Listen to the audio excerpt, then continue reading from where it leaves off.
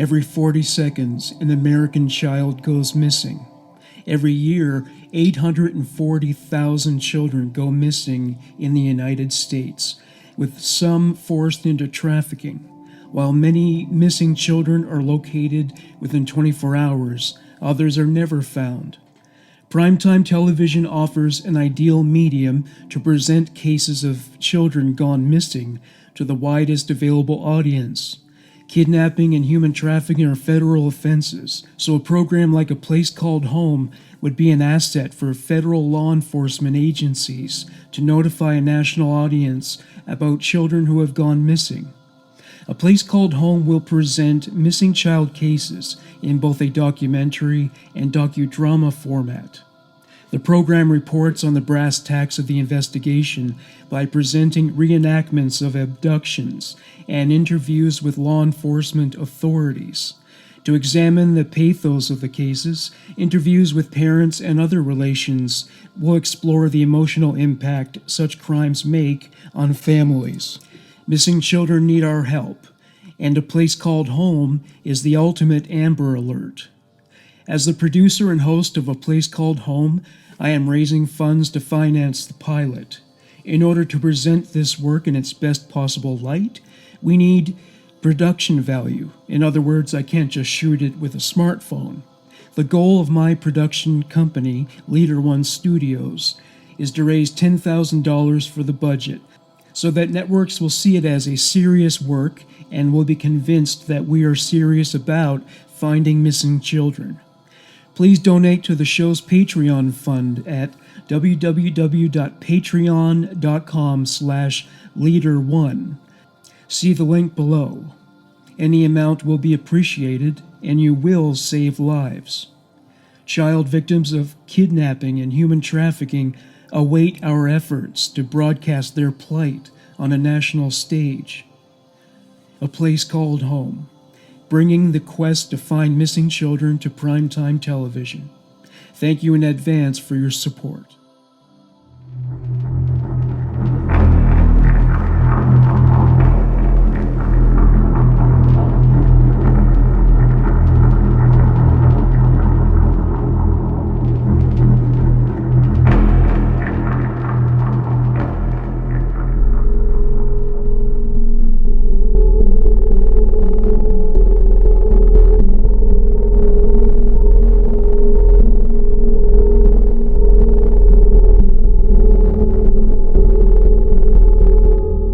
Welcome to Human Monsters. From an interview with Arthur Shawcross after his final arrest. Shawcross. Certain women ticked me off. Dr. Krauss. And that is when you gave them the death sentence? Shawcross. If you want to call it that. Arthur Shawcross was born on June 6, 1945, in Kittery, Maine. His parents were 18-year-old homemaker Betty and Corporal Arthur Roy Shawcross. From day one, it was obvious that there was something different about Arthur, something odd. As one cousin told it, his baby pictures didn't look quite normal. Most babies, they're smiling or in tears because they're aware of the photographer. But Artie had a blank look, straight ahead, no expression. Something else odd about him, he almost never cried, but when he did, one eye stayed dry. As an adult, psychiatrists took note of this, characterizing him as having a, quote, lack of affect, unquote, and, quote, inappropriate affect, end quote. Years later, Arthur would continue to exhibit odd behavior. As former classmate Terry Robbins recalled, I knew him from kindergarten on up. I wasn't close friends with him. Nobody was. He was always odd. One of Shawcross's cousins was more specific. It began to show up when he was 5 or 6. He still talked baby talk, D's, dem, and does. Arthur had nightmares on the regular and frequently wet the bed. He was absent 33 times during his kindergarten year. His attendance was better the following year, but it was that year when he began to run away from home. Typically, children run away between the ages of 10 and 12. It is much more uncommon for younger children. Following one such incident, locals, including law enforcement, searched for him high and low the entire time he was watching from beneath his house. As the entire search crew were left scratching their heads, he crawled out from underneath the house, safe and sound. His cousin Nancy McBride said that such antics were typical for him. She speculated that he did it for attention because his mother was affectionate to all the children but Arthur. Arthur scored low on IQ tests, but he got good grades in elementary school, despite what teachers called his lazy study habits. Arthur developed a proclivity to bully younger children. It was motivated by malicious aforethought. There was sadism baked into it. He really enjoyed making them cry. One of his cousins has said that Arthur hated females. He had imaginary friends with whom he had lengthy conversations. Nobody knew if these two personages, a male and female, were symptoms of a mental illness or a child's fertile and active imagination. Arthur said he concocted them of his own volition because he had no one to play with and craved the companionship. Arthur became a victim of bullying on the school grounds in his own right, with other children calling him Audie as a comment on his strange behavior. He was the butt of jokes and was pushed around by larger boys. In reaction to the latter, he would scream and shake his fist. When he got home, he might pick on his younger siblings, including his baby brother. At one point, he would watch his classmates at school from the periphery of the schoolyard, wishing he could join in with their activities, but after so much bullying, he just couldn't bring himself to venture any further. He tried to buy friendship by giving away money or candy, but this was no help either. In fact, having proven himself so gullible as to have given them money due to thinking they would be his friend after taking advantage of him, it only led to more and worse bullying. Sometimes in the middle of class, he would wander off and go to unoccupied rooms. School authorities were as baffled by this behavior as anyone else. In May 1953, the Brownville Glen Park Central School ordered a mental health evaluation for Arthur Shawcross. This is from the report submitted by psychologists representing the Jefferson County Mental Health Clinic. School principal states that the problem seems to be unreliability, as demonstrated by the incidents such as unusual noise and disturbance on school bus, and the fear his mother has of trusting him because of the fact that he ran away from school last year and runs away from home occasionally. He also spent money which mother had given him for lunch. There seems to be a general feeling that one can't tell what he will do. No problem until he started going to school. Mother says Arthur seems to want to be first. He may resent attention his grandmother, Muriel, gives his cousin. Inclined to be mean to younger brother.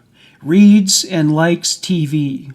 Mother says he has no playmates. Obeys when punished by some means other than a spanking. She says it's hard to always get the truth from Arthur because he seems afraid. Betty, under doctor's care at present time, nervous, doesn't sleep well, very thin, pleasant, interested in home and family, anxious to do what is best for Arthur. Following several more tests, Arthur was deemed attractive, well-dressed, neat, seemed to be trying very hard to say the right things to avoid getting in trouble. He was also noted for disliking all the subjects in school and, quote, is against everything and everyone at home. Arthur felt his father favored the other children over him, and he felt rejected by his mother. The report went on. Still getting high marks, still liked school, asked which of his brothers and sisters he liked best. He said, not any of them, because they wouldn't play with him. Only plays with a cousin who is 10. Harbors a fair amount of hostility, especially towards his mother because of fear of punishment and rejection, and seems unable to find many legitimate outlets for it. Defenseless objects, and possibly younger children, seem to take the brunt. He finds it difficult to express it toward either parent, but most especially towards the mother. From another report, his conscience does not seem to be strongly developed as yet, but some guilt feelings appear. The mother appears to be rejecting, from Arthur's point of view, and punishing even where it is uncalled for. This has resulted in a great deal of confusion about what he should be like. He feels as if he is a bad boy a lot of the time, and is hostile enough in a confused sort of way to want to remain bad. His confused hostilities make parental identification difficult. He feels he should identify with both father and mother, but does not want to identify with either. Is unable to develop moral standards. Instead, he appears to be indulging in a considerable amount of fantasy, in which he perceives himself as a new person with respect and dignity. His behavior on the school bus seems to a displacement of hostility aroused by the home. Arthur repeated the 4th grade twice. He was still delving into baby talk, though it was only done at this point to irritate others. One of his aunts noted that he knew better. His mother insisted that his dysfunctional behavior was the school's fault, as all incompetent and unaccountable parents do. The real roots of the dysfunction were at home. Speaking of which, the relationships within the immediate family took a turn for the worse at this time. Arthur himself told this story. Something happened to my mom and dad when I was about 9 years of age. My grandmother, Dad's mother, got a letter from some woman in Australia. She claimed that Dad was her husband, and they have a son, a year older than me. My mother was showed this letter. From that day forward, my life turned upside down. Dad hung his head in shame. He couldn't look you in the eye and say it was not so. Mom took over and she made life hell in that house. Dad can't even watch TV without Mom cursing or throwing something at him. Even where he worked, he could have done better for himself, but now he started working in a gravel pit. I am ashamed of my father, and now I am ashamed of myself. This same woman did it to both of us. Betty had always dominated the family, including her husband. Now she was on the warpath at all times, and with the frequent hostility came endless turmoil. One relative noted the impact on Arthur's father. Artie's dad was the happiest-go-lucky guy alive.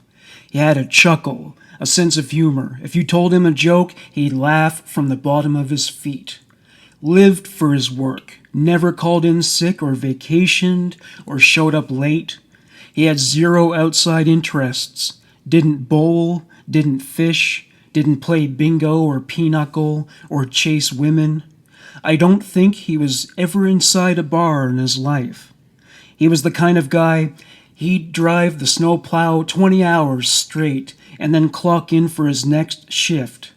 But after Betty found out about the other woman, you never saw him smile or kid around. From then on, he led a dog's life. A cousin noted that Betty was given to jealous rages from this point on. She turned negative, bitter. If a woman came on the TV while Uncle Art was watching, she'd say, "What the hell are you looking at?" She'd say, "You want her, don't you? You two-timing so-and-so?" He'd have to look away from the screen. You could hear her up and down the road, telling him off. She drove to the gravel pit and picked him up every day, and God help him if he wasn't right there. Indeed, from that point forward, Betty would refer to any woman who was halfway attractive as a whore if Arthur Sr. happened to get an eyeful of her. When Arthur Jr. found the atmosphere at home to be more than he could take, he would leave. For the rest of his life, Arthur would try to win the approval of his mother, but she rejected him at every turn. He would lament this turn of events for decades. As time would tell, other women would face consequences for the pain and humiliation his mother caused him. His hatred manifested as physical aggression early on, and it appeared to be a bottomless pit. As one cousin recounted, he didn't know the meaning of the word uncle. After he beat you up, he'd keep fighting till somebody pulled him off. To quote another cousin in this same vein, he'd get you down and grind his teeth. He'd hit you and say, "Bang, zap, pow." It was like he didn't know how to express his anger and used words from comic books. Arthur's bullying grew in intensity to the point where he was breaking body parts. The violence got so severe, other children often avoided him. As one fellow student put it, "We were scared shitless. He was like a black cloud over the neighborhood. There was talk that he was from Satan, diabolical, evil. Nobody knew how the hell to handle him. He didn't need a reason. He'd just explode. When we turned away from him, he'd only get madder." Eventually, he turned to the woods as his solace. He spent so much time there, he mostly returned home just to eat and sleep. His strange and violent conduct continued into his adolescence. It got to the point where some of the other violent kids at the school would avoid him. His cousin Nancy recalled some of his behavior at that time in his life. "When I was 16 and Artie was 12, he was wrestling real rough with my two younger brothers, and I said, 'If you kids are going to act stupid, go outdoors.' That was a mistake. You didn't call Art stupid. First off, he took everything literally. If you told him the cow jumped over the moon, he looked up. Any nasty comment about his intelligence, he'd flip. If you discussed his looks, 'Hey, what's that goo in your hair?' he'd go right off. When he was 15, he had an old bike with wooden rims and solid tires and no brakes, and if you didn't act like it was a new Schwinn 10-speed, he was insulted. He beat my brother Ron on the head with a block of ice because Ron said his fort looked dumb. And he wouldn't stop. We had to pull him off or he would have killed Ron. Then he bit my brother Billy in the testicles. He didn't care what he did when he got mad. After I told him not to act stupid, he must have watched our house through his window till I left to meet my boyfriend a couple of hours later. It was dusk, and when I walked past his house, he slugged me across the shins with a baseball bat. It felt like he'd broken both ankles. He gave that awful laugh, and then he grabs an axe and says, "Now I'm going to chop your head off." I tried to roll away, but I couldn't get up. My boyfriend Jamie ran up and knocked the axe away. There was a big fight and Artie lost. He went home crying, "Wah, wah," gasping like a 2-year-old. As usual, his parents took his side and raised hell with my mom and stepdad. Word got back that Artie was gonna get even. My mom saw him laying in the ditch watching our house. I never went outdoors by myself after that. He had every intention of killing me. There's no doubt in my mind. 8 or 9 years later, when I was living in an apartment in Watertown, he knocked on my door and I wouldn't let him in. I was sure he still had the axe. That whole mess turned into a range war. 2 years of family feud. Artie used to sit up in a tree with his .22 aimed at us. One day he told my brother, "Your stepdad was riding the lawnmower and I had the .22 on him the whole time." It would have been like shooting ducks. Finally, it came to a fist fight between the fathers. My stepdad was 6'4", 225 pounds, and Artie's dad, my Uncle Art, was short and lean, maybe 140, 150, but he was all muscle. They fought in the ditch, and Uncle Art got my stepdad down good. The feud blew over after that, but we never shook our fear of Artie. One behavior that has been noted as being typical of future serial killers is the abuse of animals. Arthur Shawcross would skin fish alive and tear their bodies apart. To quote his cousin Nancy, he liked to watch them suffer. He'd like to see how long it took them to die. He snared rabbits so he could snap their necks. He tied cats together. He pounded squirrels and chipmunks flat. He nailed frogs to dartboards and threw darts at them. He scraped the feathers off baby birds.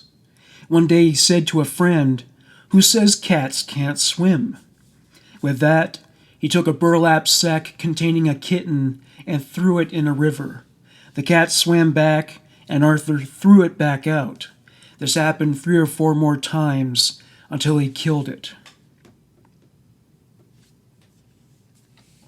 One way Arthur Shawcross tried to distinguish himself in high school was through sports.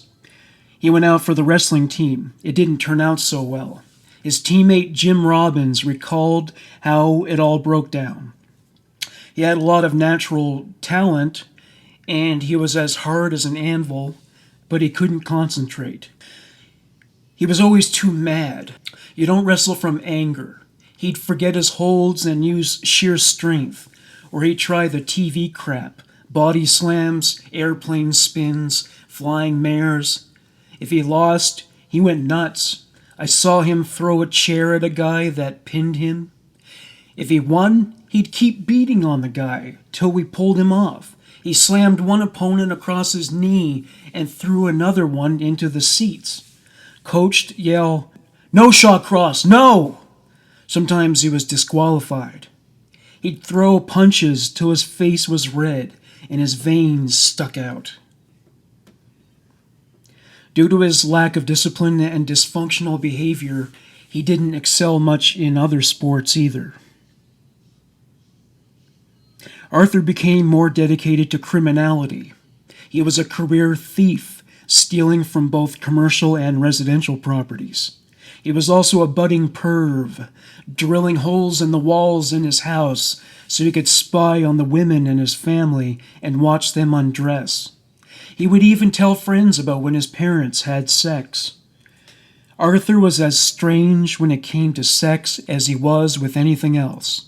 To quote one cousin, "He started late because every girl in town hated his ass. He did everything wrong. One day me and him went up to a girl's house. After we made out on her bed, I come out and watch TV, and Artie goes into the bedroom. After a few minutes, she jumps up and says, 'You guys gotta leave, my parents are coming home.' Artie turns red and goes into a crazy little dance. He says, 'Well, if I gotta go,' and grabs her crotch. He squeezed so hard, she cried. We had to get the hell out of there. That was his idea of romance." Arthur Shawcross himself described his beginnings as a sexual being. After I was first introduced to sex by my Aunt Tina, my mother's sister, I became obsessed with sex. I was very upset when my aunt went back home. I was about 9 then. After that, I would play with myself, either in bed at night or in the bathroom, or outside in the woods near home. One time I was just walking around near home and fell in the swamp. I was up to my neck in muck, and was screaming my head off for help.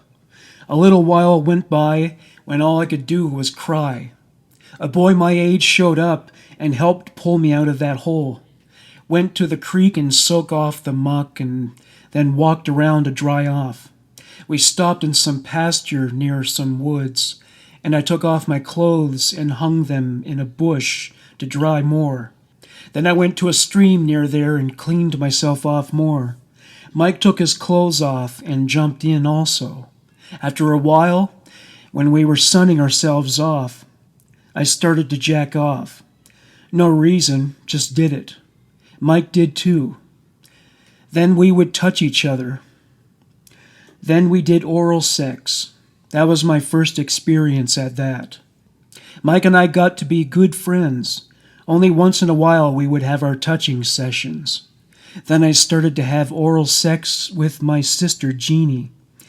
One time at a farm nearby, about 1.5 miles away, Mike and I started playing with sheep.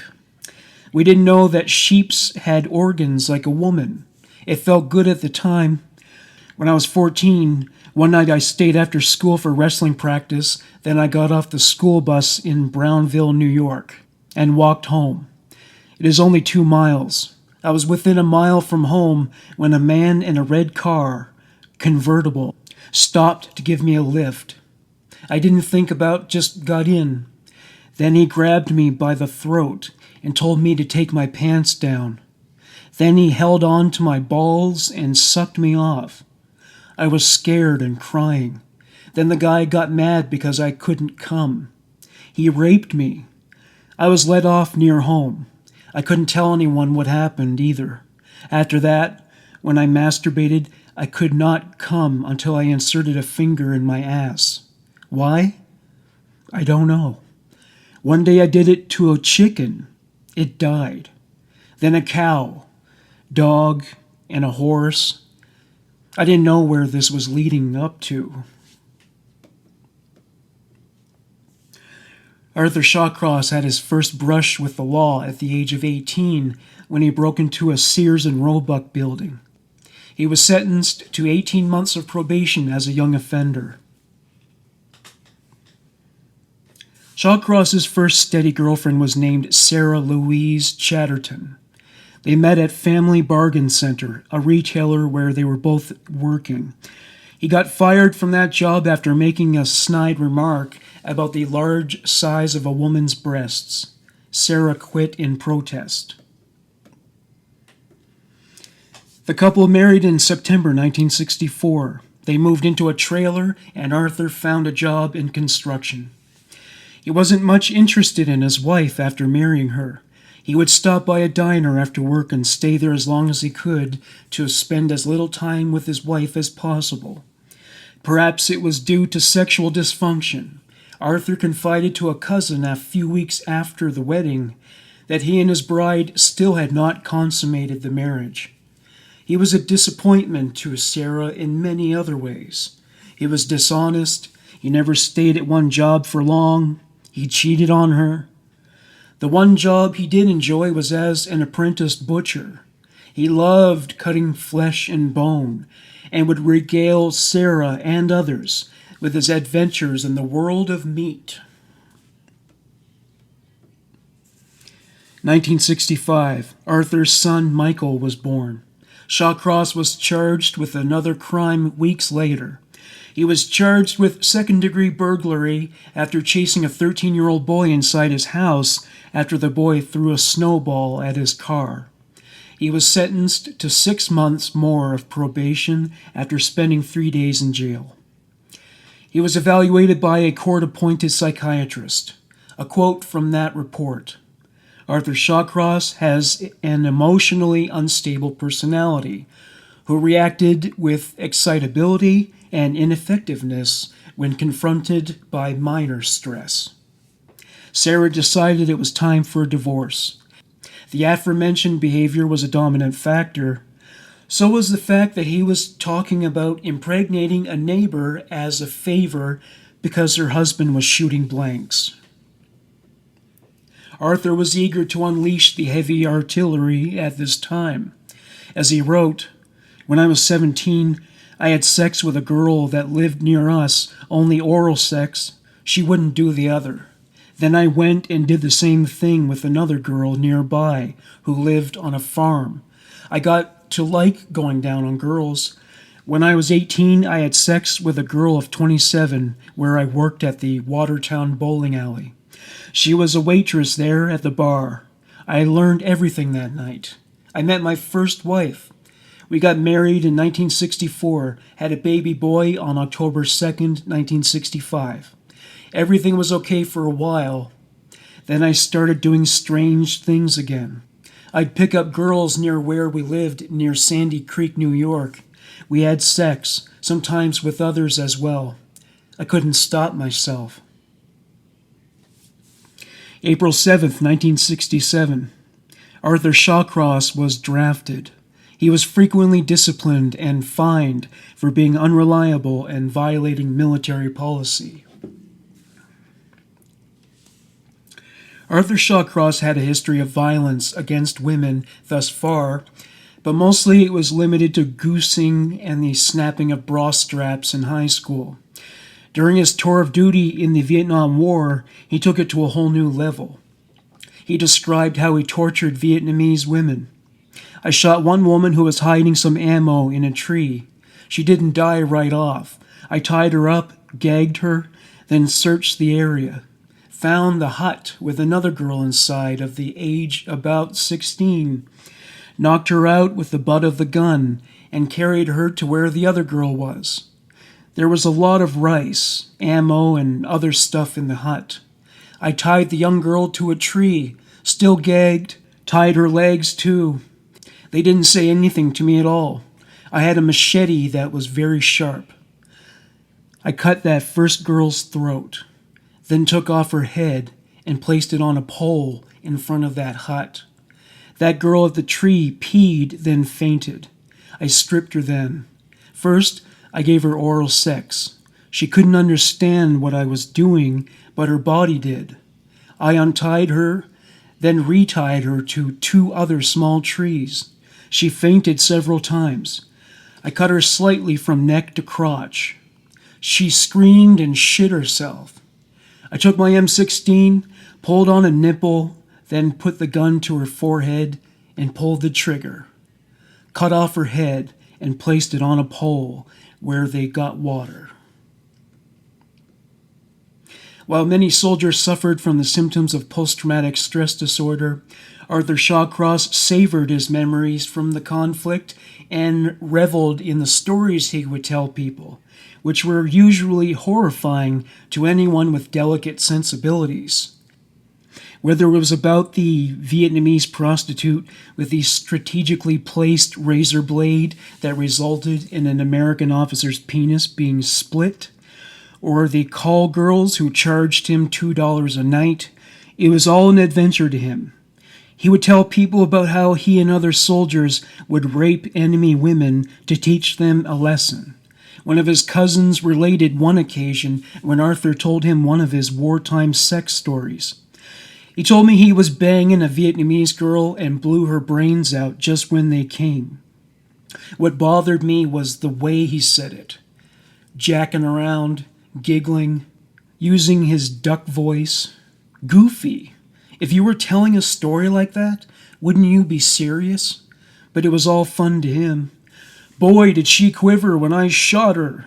A few days later, him and his new wife, Linda, took off for Fort Sill. I didn't know what to think. 1969. Shawcross was honorably discharged. He and his new wife, Linda, settled in the town of Clayton. He received a military disability pension. 7 months after the discharge, divorce proceedings were underway. He was sentenced to 5 years in prison for burglaries and other crimes. The Viet Cong would have done many people a favor if they had killed Arthur Shawcross. Another one of his many psychiatric evaluations was written as he was about to be considered for parole. This is the report. Inmate is an immature adolescent with schizoid personality who decompensated, disintegrated or broke down, an ego functioning under the influence of unemployment stress, employment stress, rejection by wife. The gas station burglary is minor compared to his 3 arsons. He should be viewed as a schizoid arsonist who requires supervision, emotional support, and immediate referral to a mental health clinic upon parole.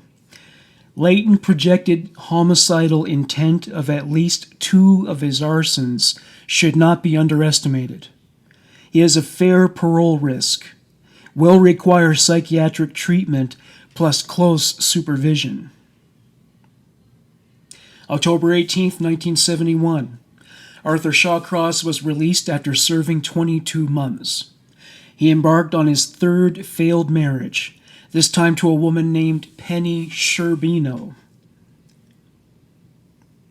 Early 1972, Shawcross assaulted a 16-year-old girl. In reflection, he said, "I seen her again in front of her apartment building a few days later. She asked for $10. I gave it to her. She could have called the police that I raped her, but she didn't." He emerged relatively unscathed from that incident, but the same could not be said about the murders of Karen Ann Hill and Jack O. Blake. April 28, 1987. Arthur Shawcross was paroled after serving 14 years and 6 months. He had become a model inmate and convinced a parole board psychiatrist that he didn't pose a threat to the outside world.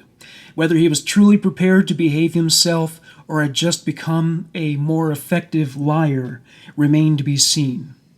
He had the parole board fooled, and that was all that mattered to him.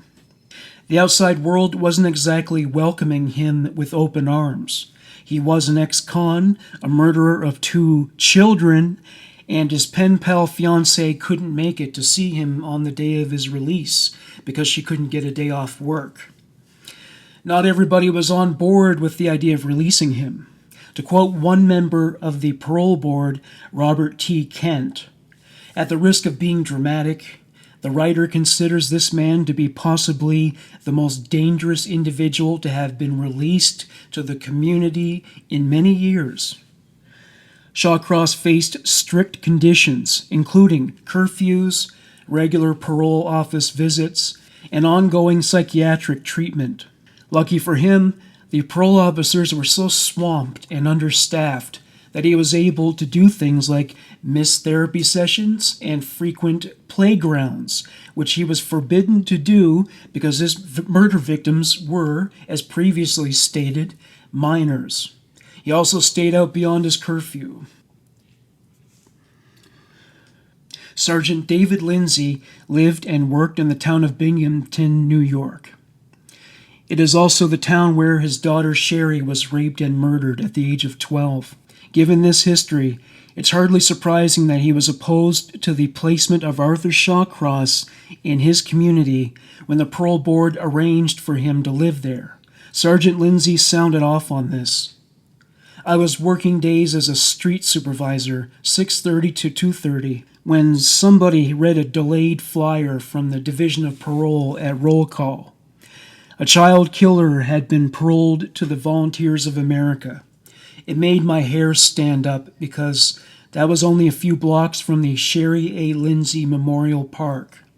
I thought, hey, this is a first. We've had a lot of bad apples paroled to Binghamton, but never a child killer. I got to check this out fast. I memorized the mugshot and drove to the parole office for more information. The secretary told me the guy murdered a little boy and raped and strangled a little girl in 1972. That came a little too close to Sherry's case to suit me. I said, how come he's out so soon? And she explained that he should have been sentenced to consecutive 25-year sentences, but there was a plea bargain. I said, did the murders happen at the same time? And she said, no, it was 2 separate murders. I'm thinking, it's 1987 now. This son of a bitch murdered 2 kids and he didn't even serve 15 years? I said, why the parole board send him to Binghamton? She said they didn't want to send him home to Watertown because they were afraid he'd be killed. I'm thinking, so they dumped him in my neighborhood. I saw red. Every PO in town knew about my daughter. My God, it was only 3 years. I didn't think it showed a hell of a lot of sensitivity, putting a guy like that in my backyard. I drove over to the volunteers. It was an old brick church that was converted into a shelter for the homeless, ex-cons, dopers, winos, New York City rejects. The street behind it was kind of a run-down area where a lot of kids played, mostly unsupervised.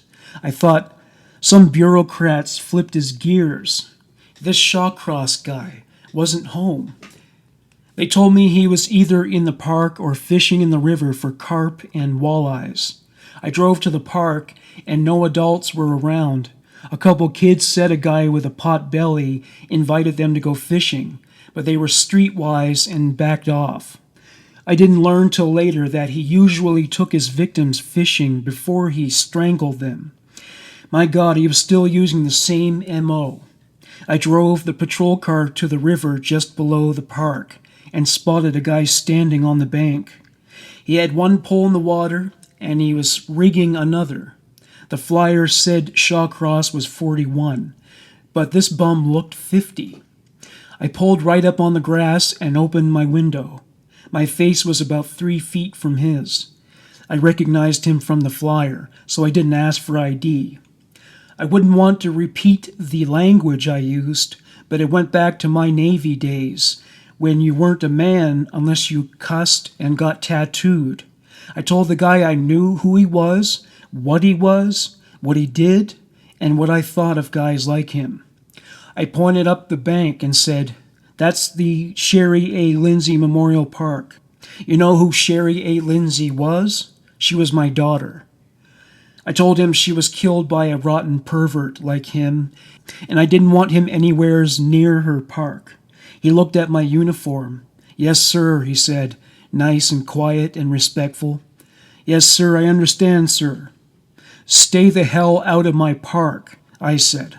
"If I ever see your blankety blank ass up there, etc., etc." He said, "Yes, sir, I won't go in there. No, sir." I wanted him to get out of line so I could deck him, but he never raised his voice. The whole thing lasted 2 or 3 minutes, but I hung around for a long time, observing from the bank up above. When I left, he was fishing. I don't know who I was maddest at, the parole office or Shawcross. I told my wife Jeannie all about him, and she was as upset as me. We agreed, this guy has killed twice. What's to keep him from repeating? You can't put a convicted child killer in a neighborhood full of kids. How could the parents ever relax?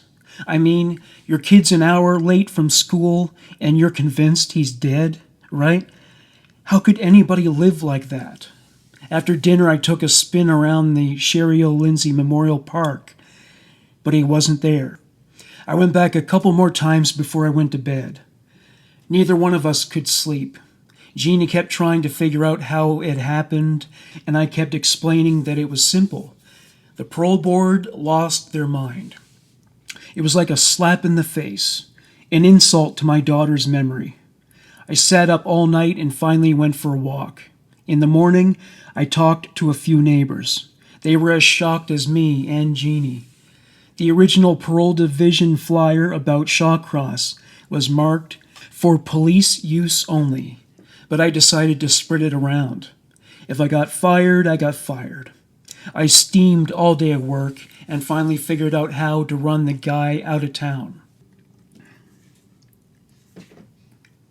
One idea Lindsay came up with was to contact local media and notify them about Shawcross's history and the potential threat he posed to the community, especially its youth. The news outlets advised the community of Shawcross's presence, and before long, the parole board set to work to find him housing elsewhere. Shawcross was eventually resettled in the village of Delhi, With its population of 3,200, it was hardly the kind of place where somebody like Arthur Shawcross could melt into the general population. However, it was part of Delaware County, whose population was 48,000. The general county area wasn't so close-knit that there was frequent communication among its citizens. Frank Harmer was the police chief in Delhi at the time. He recalled his first impression of Arthur Shawcross after he moved into town. The first day Shawcross was here, I saw a dumpy-looking guy come out of 84 Main Street by himself. It was an old frame building over Oliver's Five and Dime, across the street from the Mobile Station and the Dairy Delight. Without Rose being with him, I wasn't sure who he was. He kind of stood on the corner for a while, then ducked back inside. Later I saw him and Rose taking a walk, so I knew it was him. That night, several of the boys at the Legion asked me, "Who's the new guy?" I said, "Alls I know is he's on parole and he's going to be living here." They says, "On parole for what?" "Murder," I says. They buzzed about that all night. The next day I went to 84 Main, and the landlady told me that Rose Marie Wally had rented a third-floor rear apartment in her own name. I knocked on the door and the guy come out. I says, "I'm not happy with you being here, 'cause you know it's gonna create problems for me and the community and you." He just stood there, didn't talk much, didn't look you in the eye. Finally he says, "Well, I got my rights too." I says, "I'm just telling you, you're here and I got no choice in the matter. But myself, my department, the sheriff's department, and the state police are going to be watching. You're going to have family you never knew you had. I'm not threatening, I'm just telling you." He said, "Yeah, looking at the ground and everywhere except at me. The next few days I watched him like an eagle. He got an odd job with an outside painting contractor, cleaning up, doing a little brushwork. Every morning he'd have coffee in the deli diner across the street from the apartment. He sat in the back by himself, never talked. It was unusual because the diner is the hubbub of gossip in our village, and everybody's friendly. Technically, I was supposed to keep it under my hat about the parolee, but I told friends, a couple of teachers, law enforcement. God forbid if this guy hurt some kid and I'd kept it quiet that he was living here. They'd have hung me and thrown my body to the crows. People began calling and asking if it was safe to let their kids come downtown. Imagine, in a place where my biggest problem used to be overtime parking. There was a run on pistol permits by folks that never owned a gun. They'd ask me, should I buy a 6-shooter or what? A couple of families moved out of 84 Main. There was a nice older couple that lived right across the hall for 28 years, and they were afraid to let their grandchild visit. Another couple took their 4-year-old boy and their baby girl and moved to his mom's. People that had never locked their doors bought padlocks. Kids up to 15 or 16 went straight home from school and stayed inside. The guy would stroll along Main Street and everybody would cross. Waitresses refused to serve him or Rose. A petition started, and people called Senator Moynihan's office in Washington and threatened to sue the parole board. When folks called the police station, I said, "Don't worry, I know who he is. I'm watching." They told me that's not good enough. What about 3 o'clock in the morning when I'm asleep? Couldn't he strangle some little girl then? Molest some boy? One night I got a call on my car radio from the sheriff's department. Said, "Go to 84 Main, 3rd floor apartment." They didn't use his name, but I knew who they meant. I thought, maybe somebody's gone up there and solved my problem. Turned out it was Shawcross that called. He said he was getting phone threats, but he wouldn't go into details. They just told me I better get out of town. I said, well, the only thing we can do is get the phone company to put on a tracer for $7 a month. He says, I just wanted to let you know I want it on record. You don't want to pursue it? No. I said, listen, Shawcross, don't you think you'd feel better somewhere else? He says, you cops are all the same. You all try to run me out of town. I said, take it whatever way you want to look at it. People don't want you here. Eventually, one of these mountain men is going to cold cock you, if nothing worse. He says, I'm paying $300 a month for this apartment. I got as much rights as anybody else. I'm thinking, no you don't, you son of a bitch. You're a convicted child killer. You're on parole. You lost your civil rights. Can't vote. Can't even carry a BB gun. You'll restore your full rights the day those 2 kids come back to life. But I didn't argue with him. I just left. The Wally family weren't too happy that Rose was shacked up with an ex-con. And after 3 or 4 days, I heard that her daughter-in-law, Nancy, tipped the press. Nancy was quoted later. I don't care. I figure I saved somebody's life. All this time, the newspaper and TV reporters had been looking for him, but parole wouldn't give up his address. When it finally got out, reporters rushed here. TV, radio, newspaper, weeklies, the Wananonta Daily Star, and the Walton Reporter, and the Delaware County Times, the Binghamton papers, Schenectady, Albany, Syracuse. Throw in a few clowns and an elephant, it would have been the circus. They not only reported that the child killer was in Delhi, but they ran pictures of the building and even gave his apartment number. The landlady was a village trustee, and she didn't like the situation any better than me. Her tenants were making a fuss, and she had her own grandchildren to worry about. She calls her lawyer and says she wants the guy out. He asks her, who did she rent the place to? She says, Rosemary Wally. He says, well, then she's violating their lease.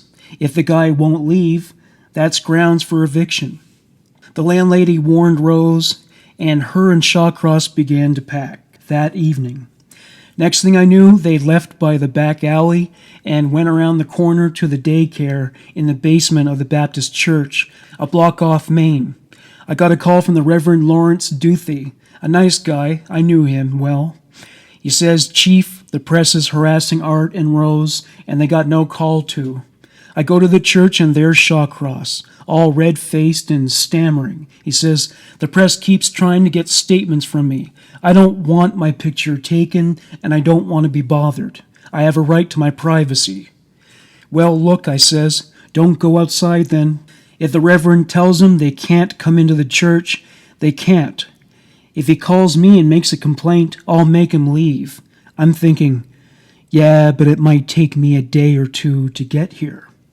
He says, when I go outside, reporters harass me. I can't even leave this basement. Look, mister, I told you a few days ago, you're going to cause problems. Now you see what I mean.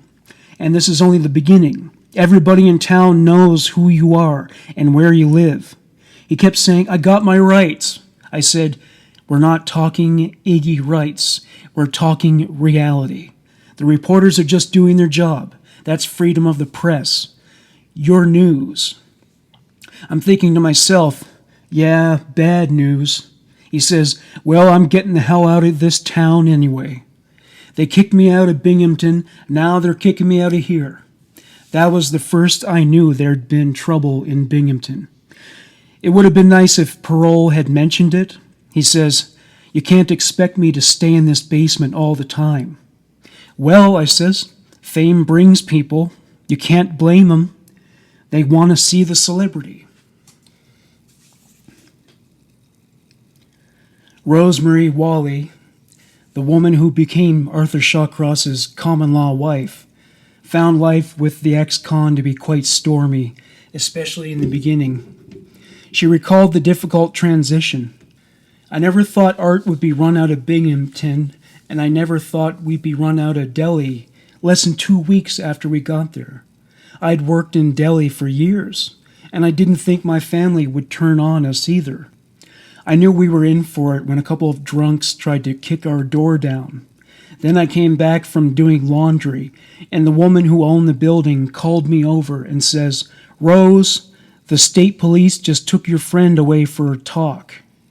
"What?" "Two state troopers. You didn't tell me he'd been to prison." Well, I never thought I had to. That night, Art got a phone call from his mother. After he hung up, he went into the bedroom and cried. Later, I found out he always reacted that way to his mother. When I realized he was being pushed out of Delhi for good, I walked into the nursing home where I worked and told him, "I'm quitting. I'm going with Art." They says, "You may be sorry for this." I told him it was just something I just had to do. Arthur and Rose relocated with the help of the parole board to the Catskills village of Fleischmann. It wasn't long before the media got wind of his change of address and publicized it. The mayor led an angry mob to their door. He led the eviction party, and with Shawcross and Rose's safety in jeopardy, they packed their belongings so they could move yet again. The Division of Parole helped them move to the town of Vestal. They stayed in a motel until the board could find them an apartment. Eventually, a representative of the board pulled up and announced they were moving to Rochester. They objected, but with its population of 250,000, Shawcross just might have been able to enjoy some amount of anonymity. It was certainly something the parole board wanted. Everybody was earning their pay in that department. If they were chased out of Rochester, they would have to relocate them to another state, and that would present yet another logistical nightmare. Shawcross explained at length about how troubled he was about his sexual difficulties. "I had a problem that I couldn't keep an erection, couldn't have an orgasm. My wife knew about it. I went out with a lot of women in that area over the last few years. I went out with at least 85 to 100 or more women. I was trying to find out why I was impotent. Something like that." Arthur and Rose were placed in a brownstone, and eventually they enjoyed some normalcy and peace. Parole officers were pleased with the progress Shawcross had made as of then, and monitoring efforts petered out. Rose would learn that Shawcross's sexual problems extended beyond his inability to reach the finish line. He intimated that his aunt paraded around in her bra and panties in front of him when he was a boy. He said she would also fondle him. It's unknown if he told her about how he sexually abused his sister as a child.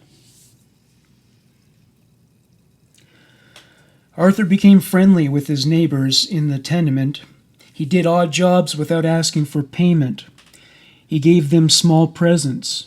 He became friendly with the landlady, Yvonne Lemaire, and her family, though some of his conduct among the Lemaire clan was inappropriate.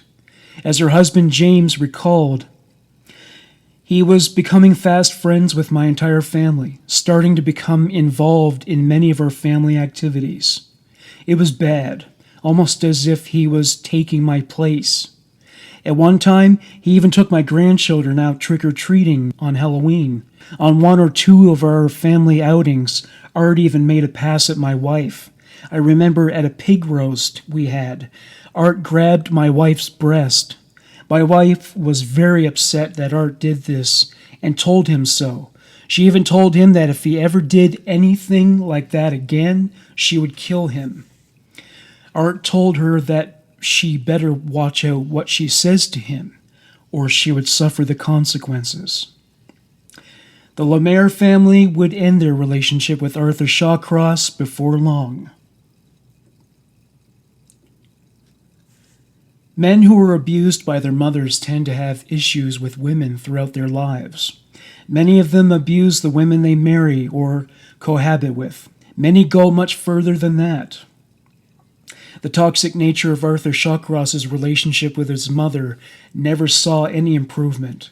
She didn't visit him while he was in prison, and she refused to either visit him in Rochester or receive him in her own home. Once after he spoke to her on the phone, he turned to Rose and said, sputtering, "Mom was," she says, "well, you should have died. You never should have come out." Some of his issues with women motivated his treatment of Vietnamese women during the war. As he told it, "There is something in Vietnam that is still bothering me. It's got to be bad because as yet I am unable to bring it out. I was with some guys who took a whore and put a fire hose inside her and turned the water on. She died almost instantly. Her neck jumped about a foot from her body. Another time we took another prostitute and tied her to 2 small trees, legs to the trees bent down. She had a razor blade inside her vagina. She was cut from her anus to her chin. Then the trees were let go. She split in half. Left her there, hanging between the trees. Vietnam was a haunting experience in my life. Girls over there were whores from the age of 9 to 15. After that, I don't know. The girl I had in Pleiku was 13, Key. Kontum, 24, Lin. Doctoa, 11. Her name was Froggy. Clean girls, but the others were something else altogether. I remember one time in Pleiku, a small little girl about 6 walking into a bunch of GIs and explode. Another time there was a fat little girl sitting on a pile of dirt and was not moving. Crying, yes, but not moving. We did not get too close but walked around her. Good thing, too, she had a wire around her waist going down the crack of her ass into the ground. We had a jeep we put a loop under her arms and a good 100 feet of rope between her and the jeep. That jeep took off, and that girl came off that pile 2 ways. Pulled and pushed. She left a 30-foot crater, lost 1 foot also. There was a lot of stuff going on over there that no one reported. I bet if people were to talk to some of the people who came back, then they might begin to understand more. There is so much I can't shake. I lay here, don't sleep. When sleep does come, I dream. It hurts. Maybe what bugs me is those 2 women, and this I butchered or helped with. I lay here and wake up crying. Why? All these years I've tried to forget, and now it haunts me. I break out with sores from my nervousness. I did hit so-and-so in the forehead. Didn't knock him out, but he did bleed pretty good. He had a toy of some kind. I thought different. That other girl in the jungle that I killed where I had taken off her head and placed it on a pole by a creek, I took her and butchered her like a steer, neck down.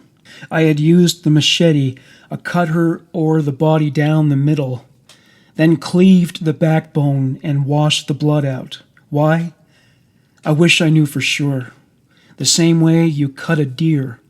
I did to the body. Back in 1965, I had a job at the Adams Meat Market. At Adams, New York, just south of Watertown, New York. This is where I learned to butcher. 19 cows and bulls a day. I guess the only thing really that hurt was my mind, my thinking. I think the word is aberration. Stressed out by his mother's rejections and his sexual issues, Arthur was often short-tempered with Rose and soon took to taking out his anger on her. He even became physically abusive. 27-year-old Dorothy Dotsy Blackburn was a prostitute, cocaine and crack addict, and a mother of a 6-month-old baby, plus 2 older children. She supplemented her income with welfare. She was a streetwalker who generally preferred to perform oral sex on her Johns, believing that this would protect her from AIDS. For that same reason, she avoided servicing strangers, blacks, and Latinos. Typically, she worked in cars and at a motel that was monitored by her pimp and others who would protect her. One March day, she departed at 5:15 p.m. for Saratoga Street, a district where prostitutes and Johns converged to do business. 2 a.m. Dotsie still hadn't returned to where she lived with her boyfriend. This wasn't unheard of for her. Sometimes she had an exceptionally good night with Johns and made more money than usual. Other times she would get so high she lost track of time. The following afternoon, her boyfriend became concerned and started asking around to find out if anyone knew where she was. When he approached her sister Kathleen, he was told she hadn't seen her either. Kathleen filed a missing persons report with the police. March 24th. A labor crew was searching for garbage and other debris in Salmon Creek. At one point, one of the workers spotted what looked like a mannequin covered with a layer of silt. It had been pulled up against a large chunk of concrete. It was the missing home plate from a local baseball diamond. When they examined it at a closer vantage point, one of them used a rake to pull it closer to them by hooking it into a belt loop on the jeans it was wearing. When they turned it over, they discovered it was no mannequin. They had discovered the remains of a young woman. At the morgue, Kathleen LaFleche identified the body as being that of her sister, Dorothy Blackburn. Dorothy's boyfriend was questioned by police because there were signs of foul play, and he was known to be abusive to Dorothy. His alibis held up, so he was off the hook. The following are details from the autopsy. She had been bitten, multiple lacerations, vaginal area. Right labia minora has 3 centimeters vertical and 1.5 centimeters horizontal laceration from clitoral area. Lateral to this, laceration labia majora left of clitoris. Contusions to right supraclavicular area and hemorrhage into right neck strap muscles, consistent with manual strangulation. Arthur Shawcross gave his account of his interaction with Dorothy Blackburn. I drove up Lyle Avenue toward Route 31, got as far as Tent City, and a girl stepped into the street in front of me. I stopped. She got in and asked me if I wanted a date. I said okay, then asked, "Where do we go?" She guided me to an area behind a warehouse. I was a dummy. Going out, I thought, meant to a restaurant or something. She laughed at that. Then she asked if I wanted to fuck. Point blank. I was surprised, for I've never done it this way. I asked how much. She said $20 for blowjob and $30 for half and half. Half blowjob, half screw. Gave her the $30 and told her I would like to give her oral sex while she did me. She agreed. I had my zipper down and my penis out. She took off her pants and underwear, shoes and socks. Why all that, I don't know. The car was real warm, though.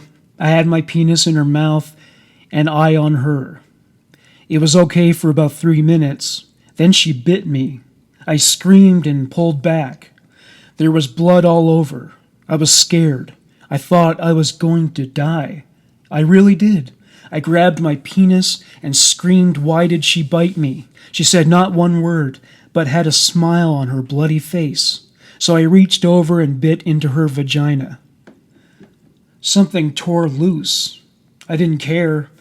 So now she was bleeding also, but I could not stop the pain. I grabbed her by the throat with one hand, my right, and squeezed until she passed out. I got out of the car and got some handy wipes and wrapped myself up, then zipped up. I got back in and turned her around so she was sitting up. She was breathing, okay? I took her pants and tied her arms behind her. She came to and asked me what I was going to do. Meanwhile, we were outside the city. I told her to shut up. Then she stated I was not the same person she got into the car with. I pulled over and stopped, grabbed her by the hair and asked her why she bit me, because she felt like it. I got her shirt and tied her feet together, then drove out to Northampton Park, pulled in by a small bridge, turned off the engine and sat there. This time I smacked her in the face and asked again.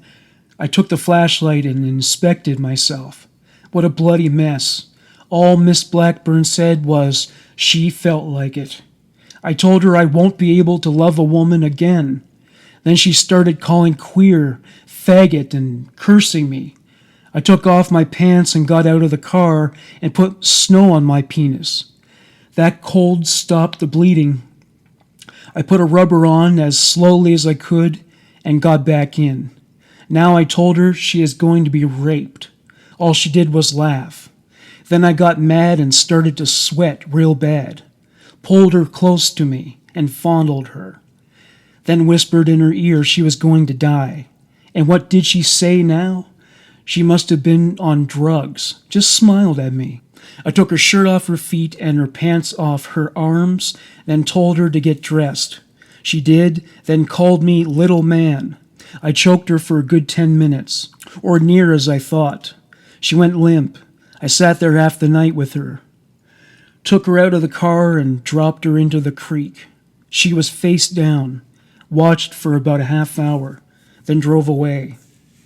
Came back to the city and stopped at Mark's on Lake Avenue. Had a coffee, calmed down, then went back to the car. Then I drove to a parking lot to clean up the car. Her shoes, socks, and coat were still in there. Dumped them in a trash can, minus any ID. Then went home. At daylight, I cleaned the car as best I could, but still the blood was in the seat. I was in a daze for over a week. Even Rose and Clara asked me what was wrong with me. I didn't say much to anyone. I felt I wasn't me, not the same me.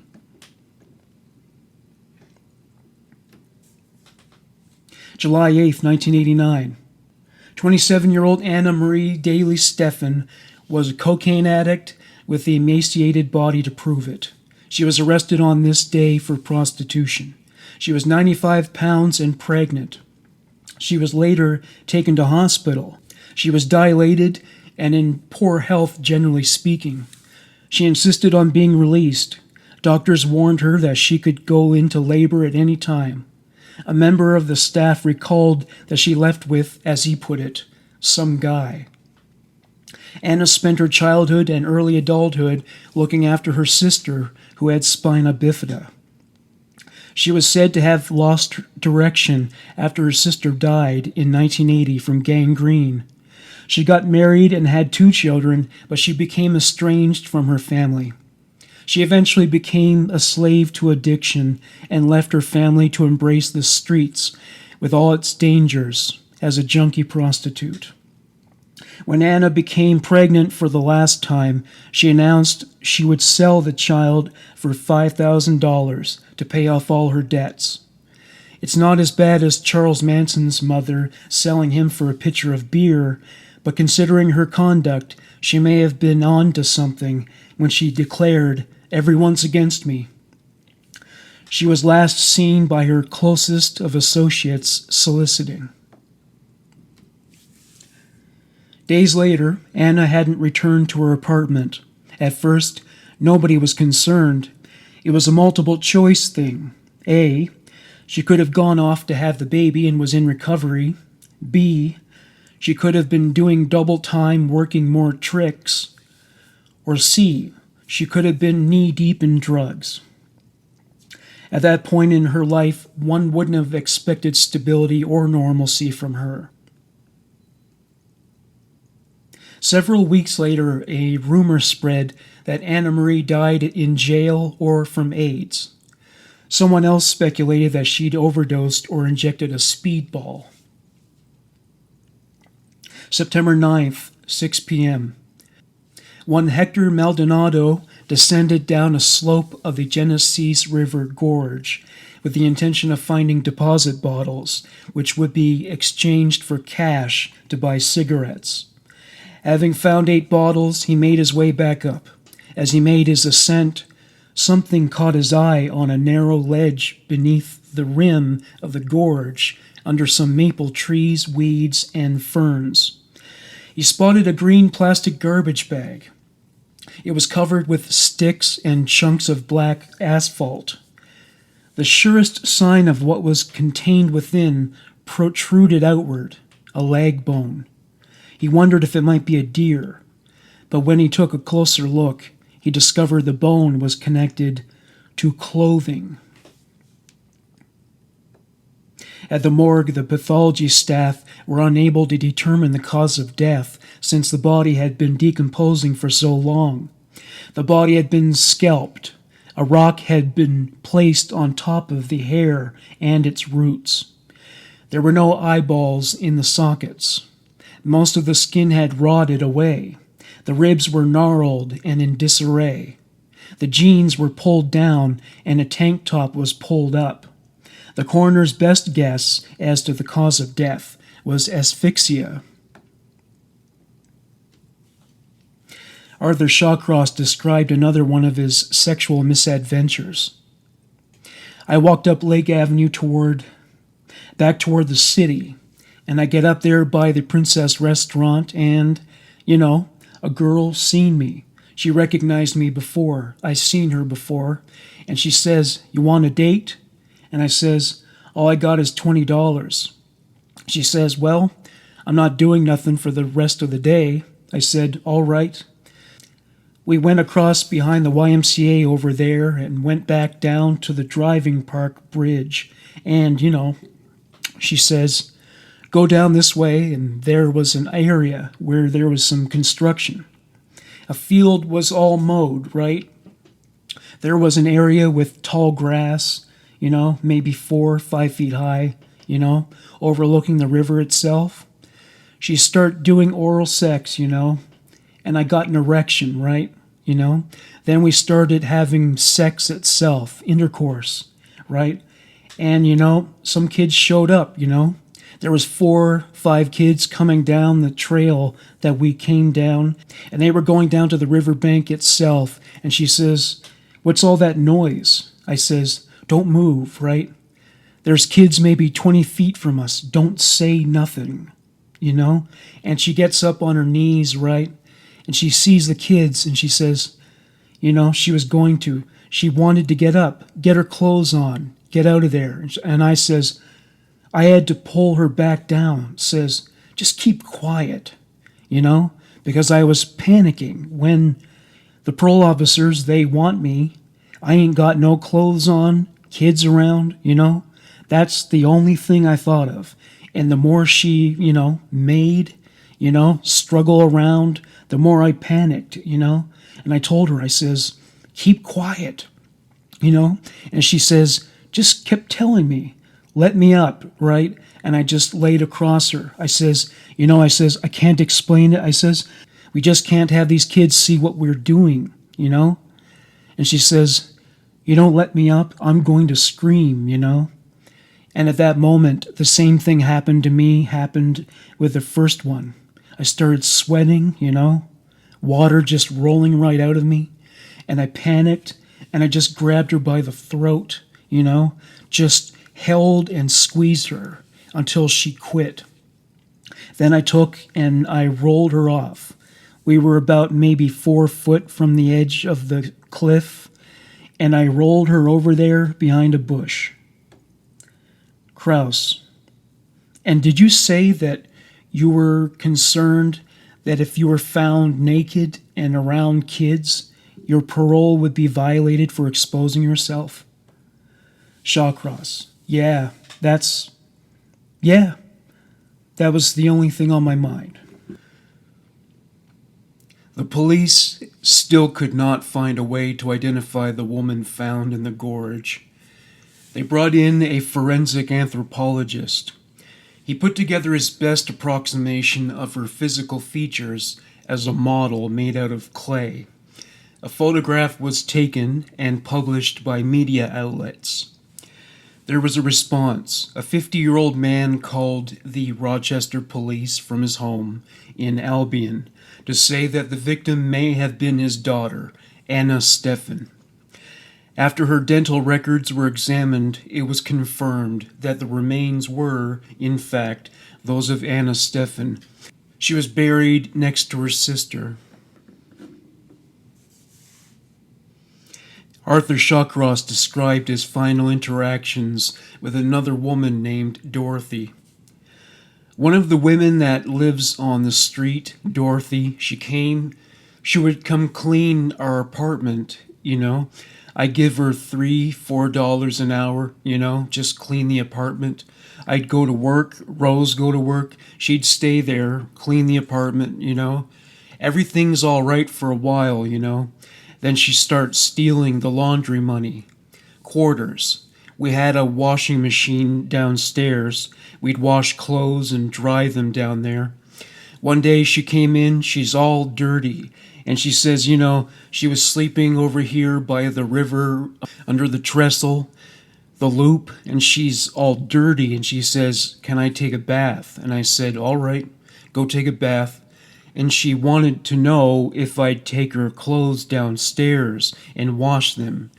So when I came back upstairs, right, she's sitting in the living room, no clothes on, no, not even a towel, just sitting there smoking a cigarette. No concern at all, So I went and got a blanket. I said, "Here, put this around you." She said, "What are you, nervous?" I said, "I ain't nervous." I just took the blanket, threw it back in the closet, I was sitting there talking to her, Then we just started a little affair there. It went on for about maybe 2 months. And one day I went down usually when the fish started biting in the river.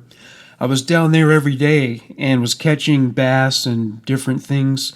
And I went down there one morning and Dorothy's down there, She says, "Where are you going?" I says, "Well, I'm going across this little creek here, part an offshoot of the river and onto an island." I went over there and I take the bicycle I had and I chain it to a tree, and somebody had a little small camp set up there, and somebody went in there with a chainsaw and cut up one of the logs. And we're sitting on the ground talking, and I told her, I says, "You got to quit stealing money out of the house." I says, "When you clean the house, I give you $4 an hour, right? I says, "That ain't enough if you want more." I says, "I'll go get somebody else, Then she says to me that she's going to tell Rose that we got an affair, right? And I just got peed off, I just picked up one of the pieces of cut lumber, a log.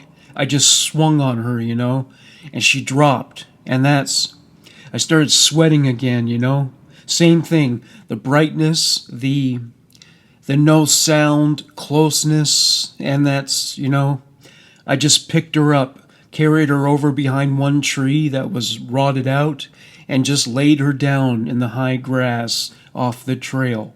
And I took her clothes and shoes and stuff, laid them over there beside her, and stayed a while down there because I didn't believe what happened.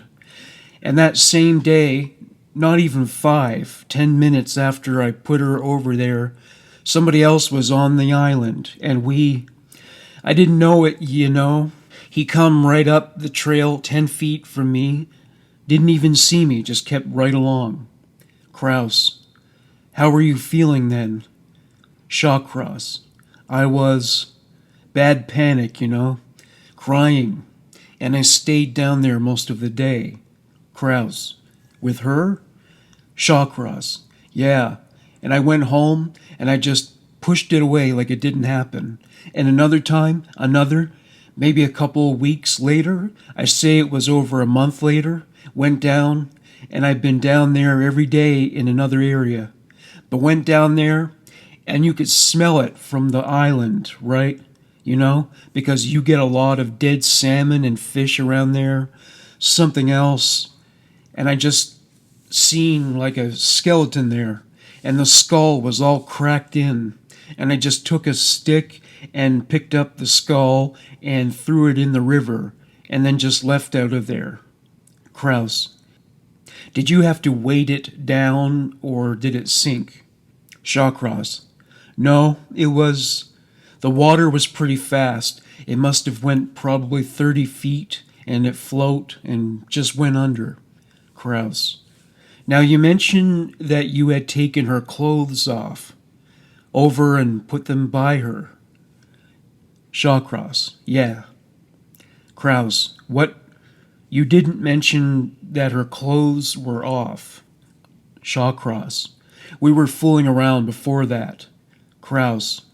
You were having sex with her? Shawcross. Yeah. Kraus. Before you got into the discussion about the money? Shawcross. Yeah. Kraus. Had you both been naked at that point?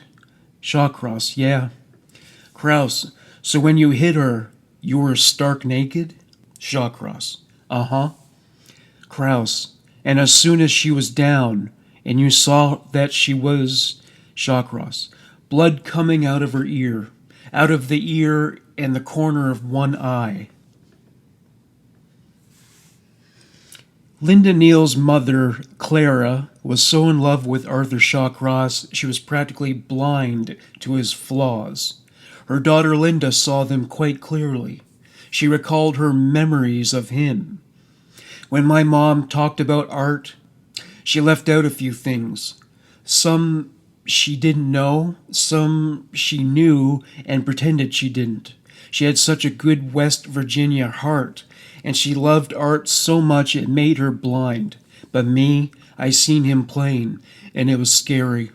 I noticed that he took an interest in my little boys, bought 'em presents, tried to take 'em places. He offered to take one of my nephews sledding, and he was always interested in my little sons.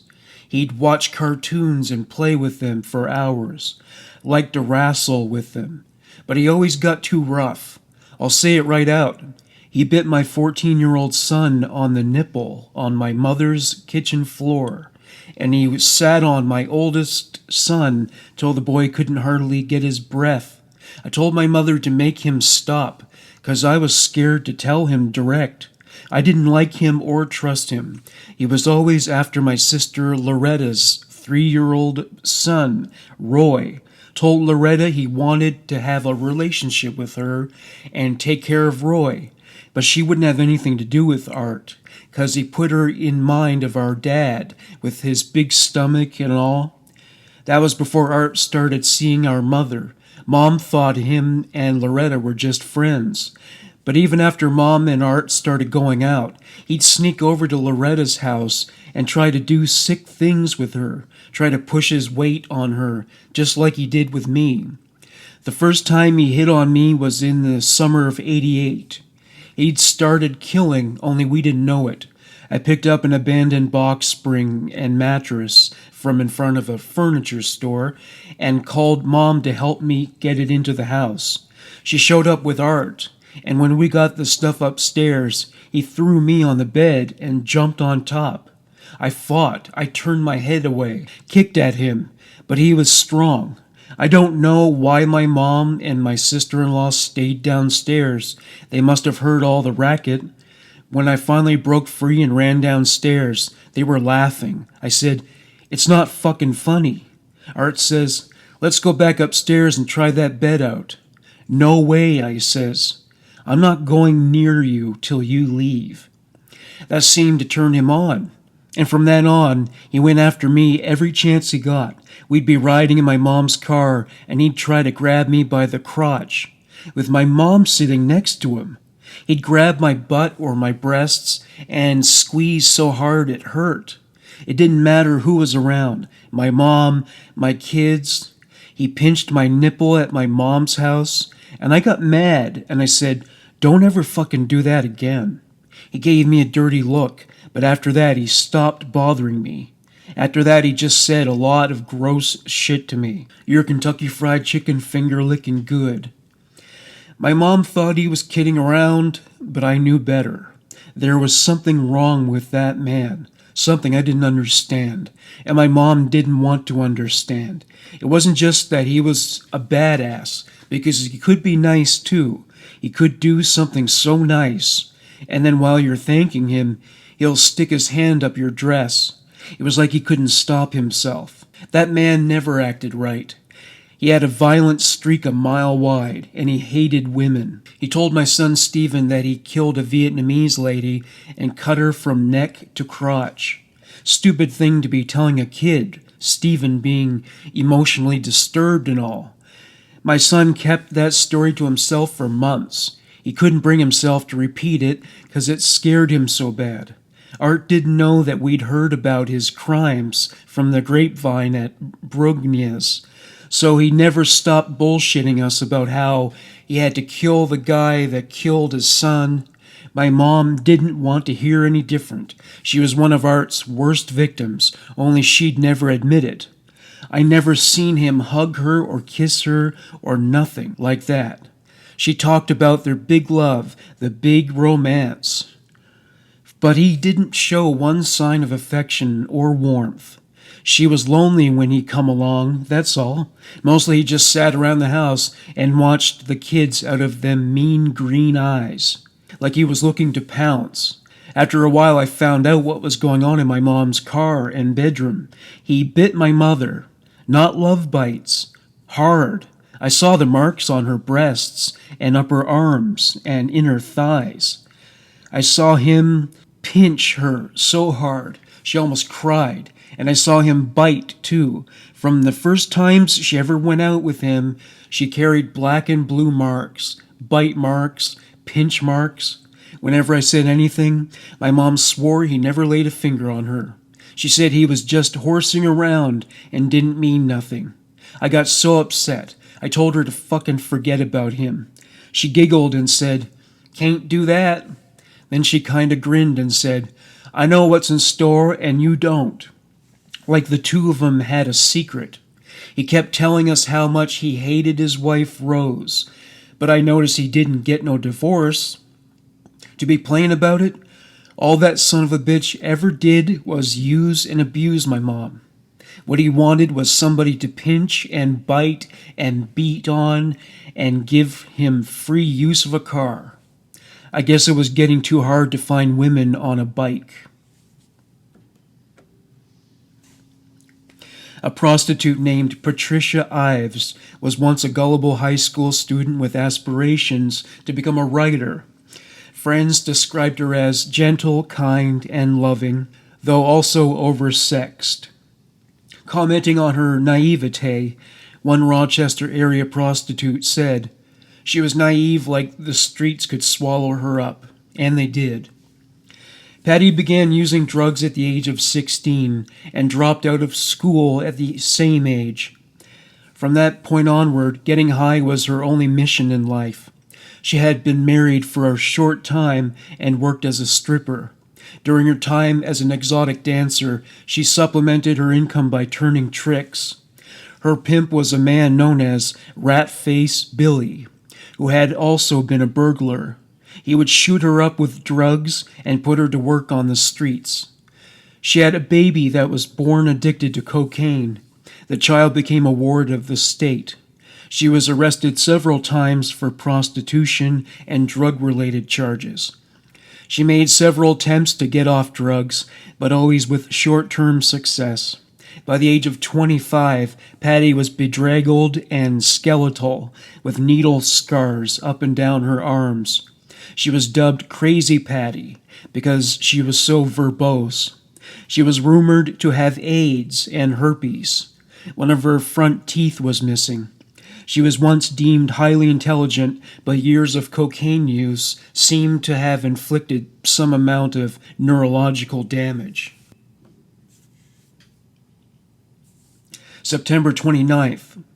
Patricia disappeared. She was missing for 2 weeks before Rat-Face Billy filed a missing persons report. She was last seen in the company of a man riding a bike with fishing poles attached. Another of Arthur Shawcross's accounts of a dalliance with a prostitute.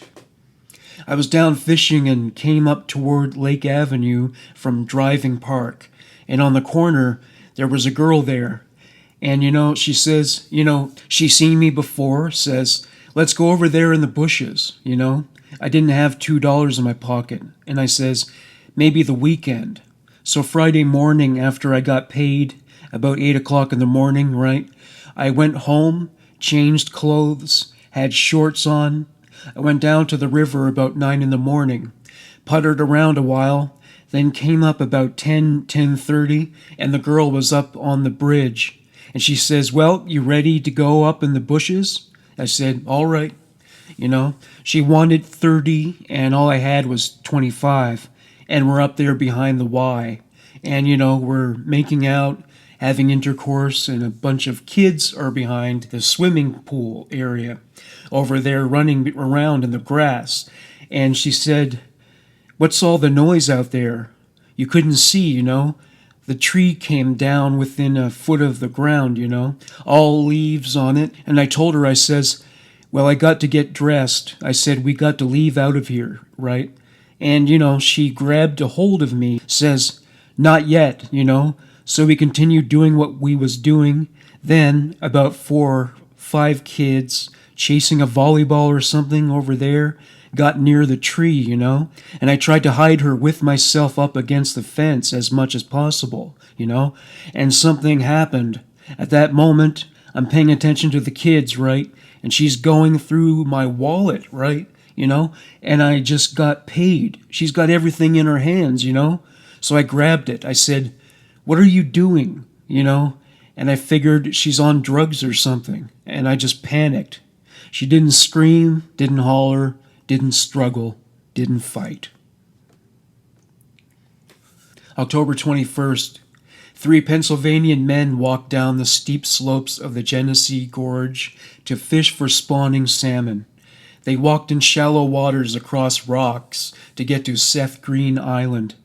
They went about the business of gathering wood for a campfire. At one point, one of the men spotted in some brush what appeared to be a set of bones in clothes. The bones were arranged in the fetal position and were covered with some natural detritus. They appeared to be the bones of a woman. The jeans were pulled down to mid-thigh. A pair of shoes were found nearby. There was no ID on the remains. There was no head either. The coroner determined the remains were indeed those of a woman. He assumed the age to be between 37 to 45. Her ribs were fractured. 2 of her teeth were missing. His educated guess regarding the cause of death was blunt impacts to the body. A forensic anthropologist was called in to examine the remains and formulate an approximation of what the victim might have looked like. He was handed a plastic bag containing bones, clothes, some strands of hair, soil samples, and 2 jars of maggots and other insects. 6 days later, a boy wriggled through a hole in a fence behind the Maplewood YMCA to retrieve a baseball. There was a lot of garbage and disparate articles of debris in the grass, which was never surprising. What did surprise him was a human foot sticking out from underneath a section of cardboard. He ran to summon police.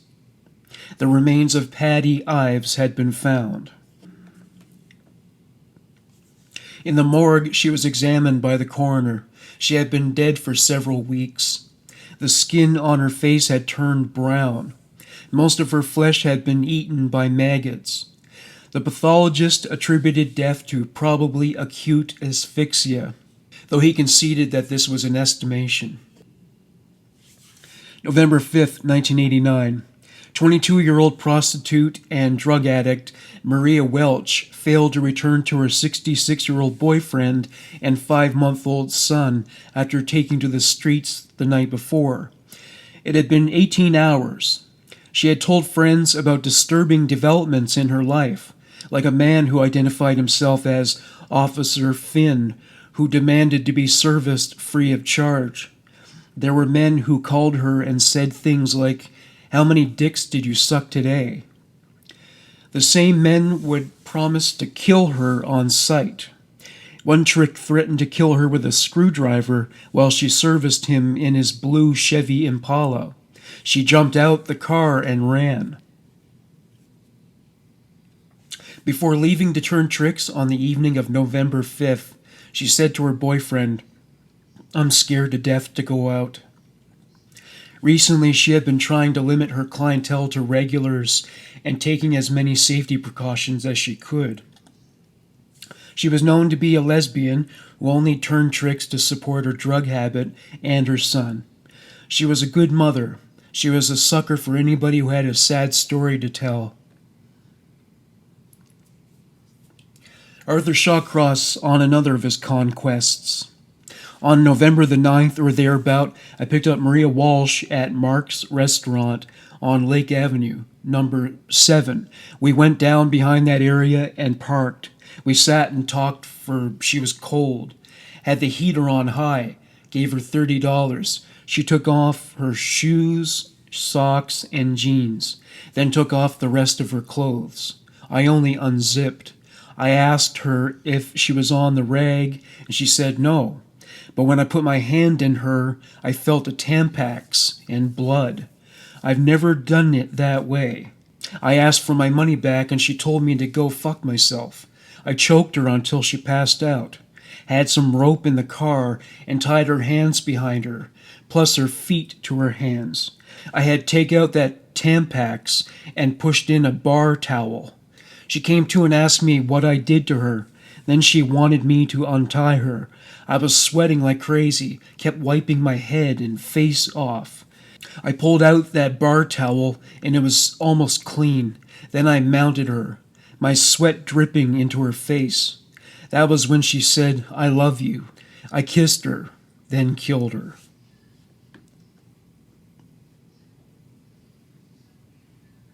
November 14th, 1989, 3 a.m. A fisherman walked down Seth Green Drive past a sign that read, "Public access prohibited." There was a heavy smell of decay in the air.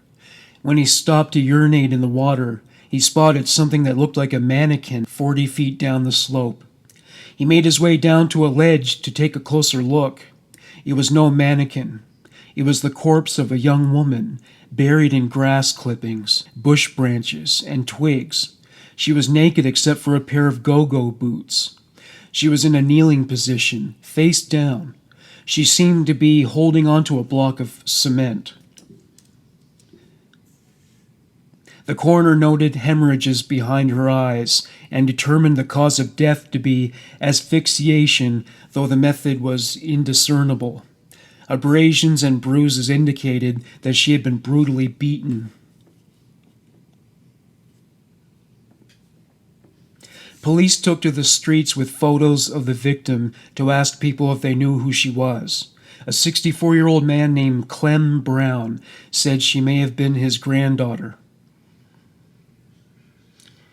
At the morgue, he confirmed that she was his granddaughter, Frances Brown.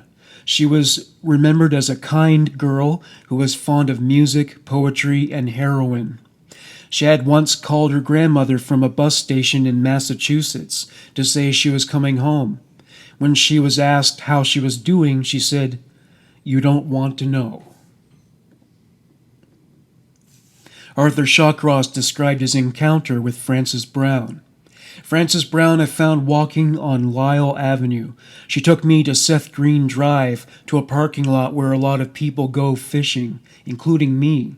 She was wild and somewhat crazy, didn't act right. I gave her $30 and she took off all her clothes and got in the back of a car, the Dodge. I let down the back seat. Then we had sex, 69 oral. She asked me to deep throat her, so I did, but got carried away. I didn't pull out so she could breathe. She peed into my mouth, and I kept pushing. Uncontrolled reaction to doing it that way. She suffocated. I used her then, and while still warm, even to kissing her and sucking her tongue and breast. Didn't have an orgasm. This was October 89. I put on my clothes and got out, opened her door and rolled her over the cliff. Joseph Tibbets reported that his girlfriend went missing after he found out about the death of Frances Brown. His girlfriend's name was June Stott, 26 years old, known to many as Jay. She was a shy homeless woman who was developmentally disabled and mentally ill. Among the symptoms of her mental illness was she heard voices. She became homeless after her mother died. She feared being assaulted and carried a knife with her for self-defense. Tibbets took her in out of compassion. On Monday, October 23, 1989, he left her at 9 a.m. to place a gambling bet. June went to a bar for a while to enjoy a once-a-year drink. She had a 4 p.m. rendezvous with Joseph Tibbets. She didn't turn up. She didn't come home at night either. He wondered if she had found another man. He had once seen her with a man who was riding a bike with fishing poles attached. Tibbets reported June missing 3 weeks later. Speculation arose in newspaper coverage of the murders. The police were reluctant to rule on whether a single offender was responsible and whether a serial killer was on the hunt, but journalists were convinced of the latter. Deputy Chief Terrence Rickard responded to these speculations in an interview. An argument can be made either way as to whether the deaths are linked. You have common trends. Some of the women were prostitutes, all have drug habits, and several were found in the River Gorge area. Some of these things are not unique or uncommon. I do not believe that every prostitute's death in the city or county in the last 2 years is related. There may be 4 or 5 perpetrators to these acts. A man named Jimmy Thomas took a look at his trailer behind a house on Miggs Street. He stepped on something unexpectedly solid.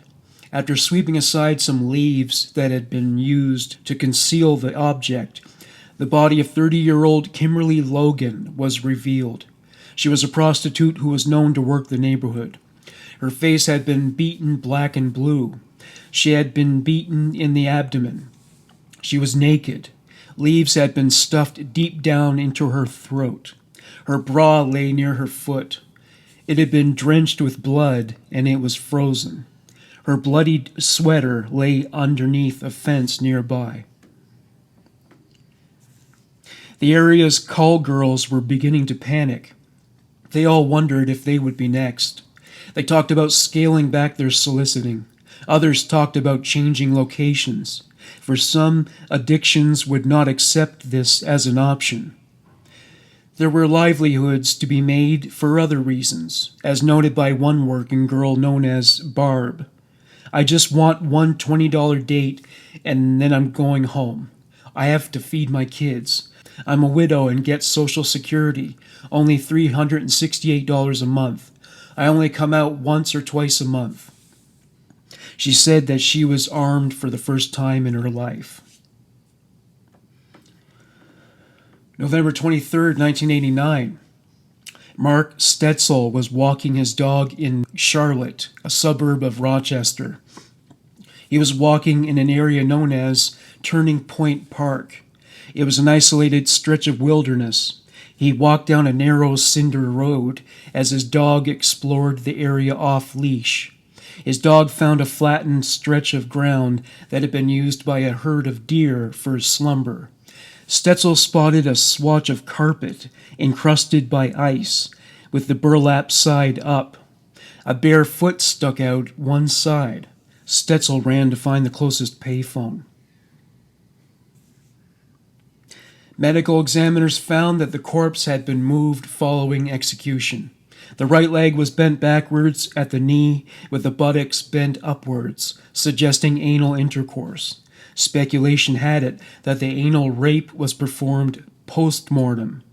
The skin, still decomposing, was covered with a white gelatinous coating, mottled with shades of brown and dark red. The body appeared to have been under the rug for 3 to 4 weeks. The coroner opined that the victim likely died from asphyxia. This could not be confirmed because of the advanced stages of decay on the neck. The body was slashed with a knife from the breastbone down to the vagina, what is sometimes referred to as a deer hunter's cut. The vagina was clotted with blood. The vaginal lips had been severed and could not be found. A pocket knife was found nearby, as was a bloody towelette. Police speculated that the executioner cleaned his hands before leaving the scene. Arthur Shawcross reflected on his experience with June Stott. Krause, what was next? Shawcross, I think it was a girl named June Stott, who I knew as Jay. And she's been at the house before, had supper, dinner with us. She lived on the street.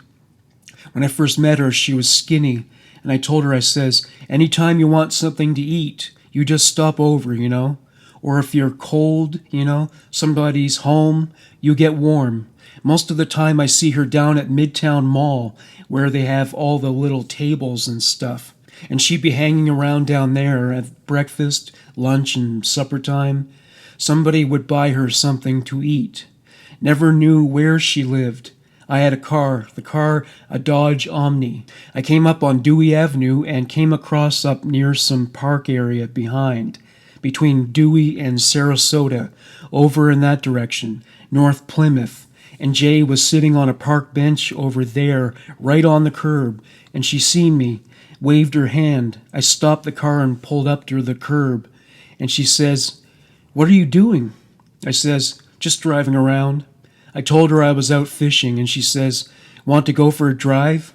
And I said, all right. At that moment, there was a cop coming up the street, right?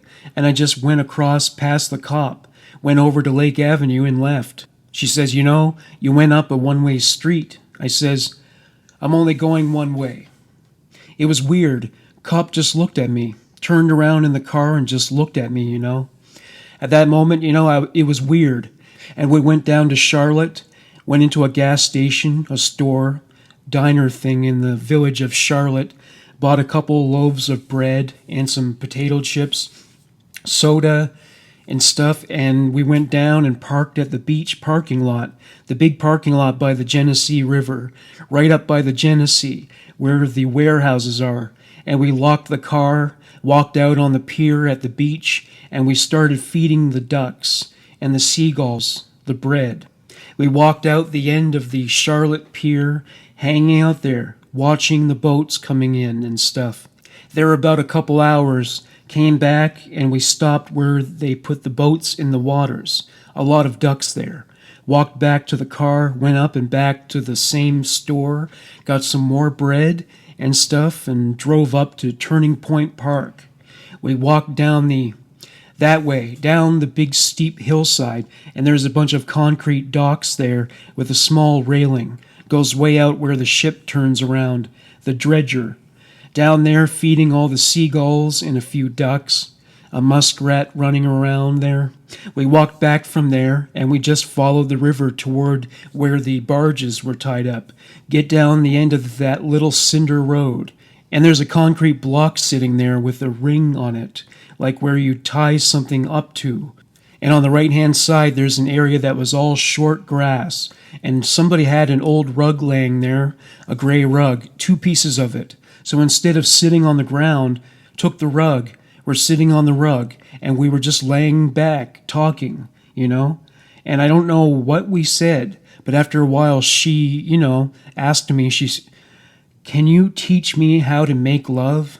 And I said, how old are you? And she said, 30. And I says, you never been with a man? She said, no, So she took her coat off. I took my shirt off. I took everything off but my shorts. And she got everything off but her panties and bra, and I'm laying beside her. I start kissing her, and I look back at her, says, You can't tell me you've never been. Where'd you learn how to kiss like that? And she said, TV. Yeah, sure. So I'm fondling her, and I just lift up the bra. No reaction, nothing. And I massage her vagina. No reaction. And I told her, I said what I was going to do, and she said, all right. I couldn't get it in, right? She wasn't a virgin, but I couldn't get it in. And at that moment, she gets up on her hands back. She says, oh my God, right? She says, I'm going to tell the police. I panicked, I pushed her back down on the ground. I says, you're the one asked me to do this for you. I said, now you want to, spoil it and go, say you tell the cops? Said, well, I made a mistake, and that's when I started to sweat again.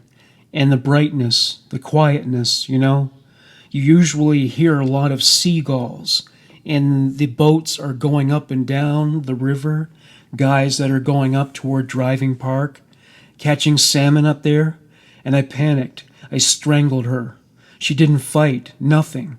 And I took her clothes off that she had, took her bra and panties and rest of her clothes, and I just, dazed, walked over to the river about maybe 30 feet away and dropped her clothes in the water. And there was a big metal barge there, and the force of water pulled everything underneath. And I went back, and I felt bad, and I'm talking to her, why, I said, it didn't have to be this way. I stayed there maybe 2-3 hours late in the afternoon, and I walked back up the top of the hill to the car, and I sit in the car for about an hour, trying to, think things out, and I drove back to the city. I went over to Clara's, wherever, I can't figure. She was working somewhere, I don't remember. Took the car back to her place, and got the bicycle, rode the bike back to the house. And about 2 days later, I took a bus down to that area. I walked back down there just to see if it was true, I was thinking, see if it was something really happened. And she was still there. And the body was stiff, rigor mortis, whatever. And it started getting warm out. And I'm sitting there beside her, just talking to the body. And I start looking around, see if anything dropped on the ground from the previous time, and I find some change, a set of keys, and I found a little ID thing, and that's when I knew what her name was and where she lived. And she had the jackknife laying there, and I just picked her up under the elbows, the armpits, and dragged her off in the swamp area where the cattails are, probably about 60 feet. Took the rug back there, and I don't know. I just took that knife and I cut her from her neck down to her anus. But I didn't cut the stomach wall. I just opened up the fat tissue, and I cut out the vagina and ate it. Why? I don't know. I just ate it, and went back. I covered her up with the rug. First, I rolled her over on her stomach, covered her up with the rug, went back, picked up all the excess stuff that was there, threw it in the river, and left. Kraus, and you have no idea why you cut her? Shawcross, no. Kraus, can you imagine any reason you might have done that? Shawcross, no. Kraus, how did you remove the vagina? Shawcross, I cut it, around it. Kraus, then did you cook that flesh? Shawcross, why should I cook it? I said I ate it. Kraus, I was asking you if you cooked it before you ate it. Shawcross, no. Kraus, what did you do while you ate it? Shawcross, that's a stupid question. I'm just sitting there in a daze. Kraus, you were sitting there next to the body? Shawcross, I was eating. I just ate it, looking at nothing, I don't know what I was thinking about. I was just there. Kraus, sitting. Shawcross, yeah. Kraus, down by the water with her? Shawcross, you're stupid.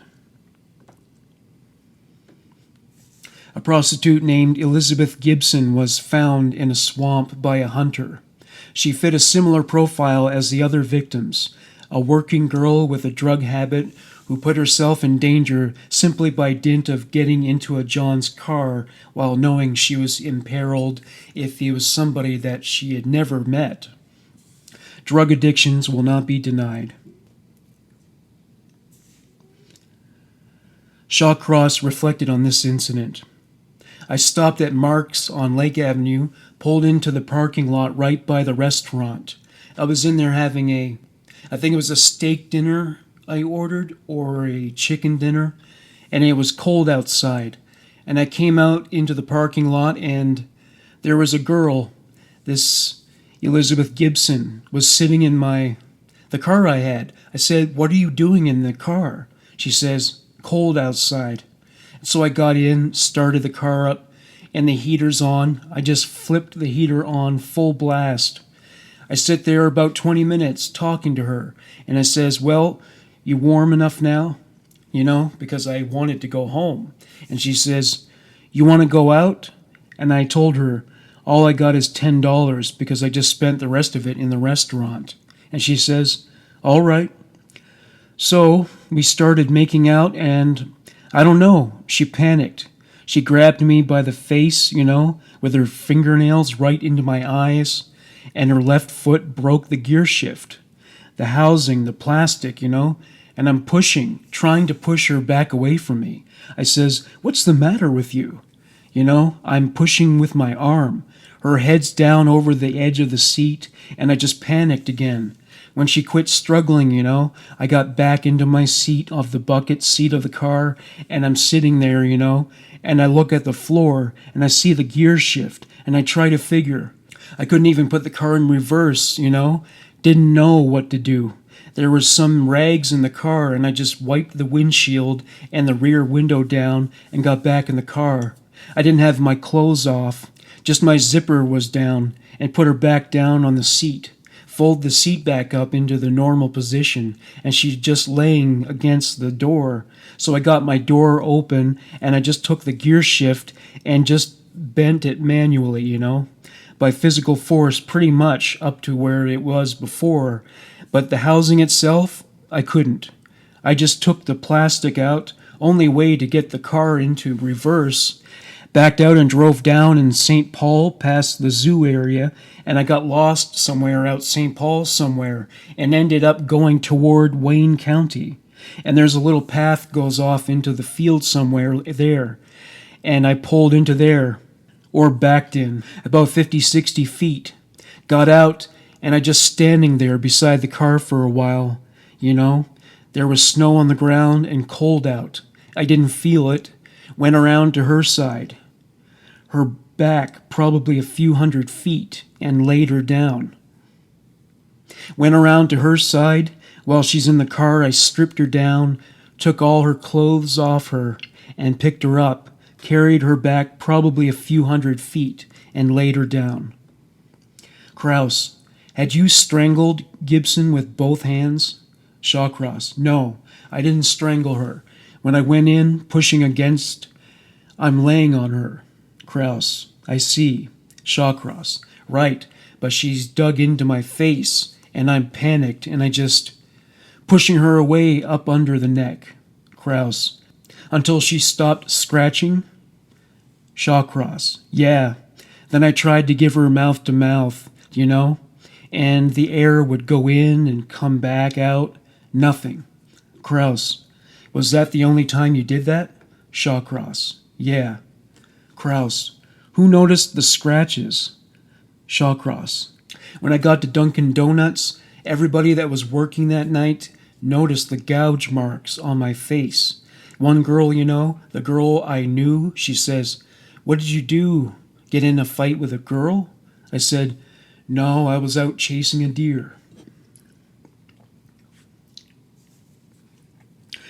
The Democrat and Chronicle newspaper printed an article outlining a typical profile of this serial killer's victims. She was a troubled woman. Drugs or mental illness or just terrible judgment made her take risks most women wouldn't. She spent a lot of time on the street searching for drugs, searching for customers, or searching for her sanity. She had been in trouble with the law. She came from a family of broken relationships or started the pattern herself. She moved a lot and lived in a rough neighborhood. She had very little to her name, except maybe a child or two, or even 6. Her name was Nikki, or Dotsy, or Anna, or Rosalie, or Jackie, or Linda, or Patty, or Kimberly, or Frances, or June, or Liz. She had another name too, but we may never know it because she was just a headless skeleton when she was found. They quoted true crime writer Anne Rule. They're all somebody's little girl. They don't deserve this. Lieutenant James Bunnell described the paranoia and suspicion that clouded the atmosphere around sex workers at that time and place. That December, Lake and Lyle was like a Chinese fire drill, even at 3 in the morning. The hookers would tell their Johns, "Don't fuck with me. That cop behind us is my pimp." Every whore had a purse stuffed with police business cards. Pimps followed their women, amateur detectives followed Johns, Johns followed Johns, neighborhood people took license numbers, and right in the middle, my guys are out there trying to be inconspicuous. We were surveilling hookers, and guys from physical crimes were surveilling us. That burnt the shit out of me. Here's my people following a suspicious-looking John that just picked up a hooker, and physical crimes pulls us over with flashing red lights and then says, "Oh, you're the TAC unit. Well, excuse us." I went into one of our crime coordinators' meetings on a Thursday and said, "This is bullshit. Physical crimes people don't belong on surveillance. You guys gotta be pursuing leads. You got no business sitting out there on some whore. That's my job."